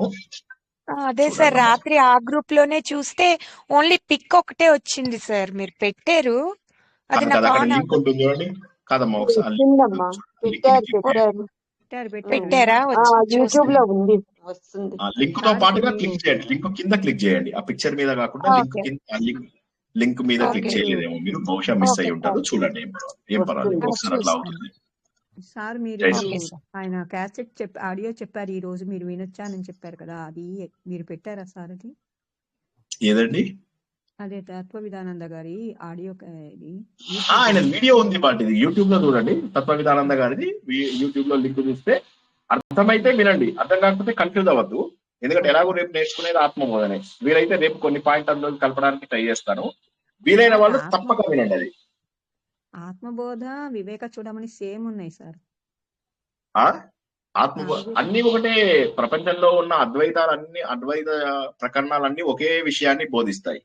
మిగతా పుస్తకాలన్నీ కూడా ఒకే విషయాన్ని బోధిస్తాయి. కాకపోతే ఏంటంటే అవి బోధించే పద్ధతులు వేరంతే. ఎనీవే, సో రేపు మళ్ళీ ఆత్మబోధ ఉంది. ఆత్మబోధ చాలా మిగతా అన్నింటిలోకి కూడా ఆత్మబోధ సులువైనది. ఒక 2 కష్టమైన పాయింట్లు, తర్వాత ఒక ఉదాహరణ అర్థం కాగానే పైన ఉన్నటువంటి తత్వం అర్థమవుతుంది, అలా అన్నమాట. సో కాబట్టి చాలా సులువైనటువంటిది ఆత్మబోధ. సో ఇంతకు ముందు మనం నేర్చుకున్న ఉపదేశ సారము, నిర్వాణ దశకము కొద్దిగా కష్టమైనటువంటివి. బట్ ఆత్మబోధ మాత్రము నిజంగా సులువైనటువంటిది. అమృత గుళికలు, ఏమంటారు తెలుసా? చక్కెర పలుకులు అని ఏమంటాడు ఆయన, మన తత్వ విధానంద గారు. అటువంటివి. సో చాలా మంచిది, అద్భుతమైనటువంటి ఆత్మబోధ. రేపు మళ్ళీ మనకు రాత్రి 9 గంటలకు నేర్చుకుంటాం. అందరూ కూడా ఆహ్లాదకరమైనటువంటి రఘువంశాన్ని నేర్చుకున్నాం. ఇవే భావనలతో ఈ కథని పునశ్చరణ చేసుకుంటూ చక్కగా వింటూ అందరూ కూడా మంచి నిద్రలోకి వెళ్తారని ఆశిస్తున్నాను. ఆల్రెడీ వెళ్ళని వాళ్ళు ఎవరైనా ఉంటే వీటితో ఈరోజు ప్రవచనం ముగించుకుందాం. పునర్దర్శనం రేపు రాత్రి 9 గంటలకు శంకరాచార్య ఆత్మబోధ ప్రవచనంలో. అంతవరకు కూడా శుభం భూయాత్, శుభరాత్రి, జై శ్రీకృష్ణ. జై శ్రీకృష్ణ సార్.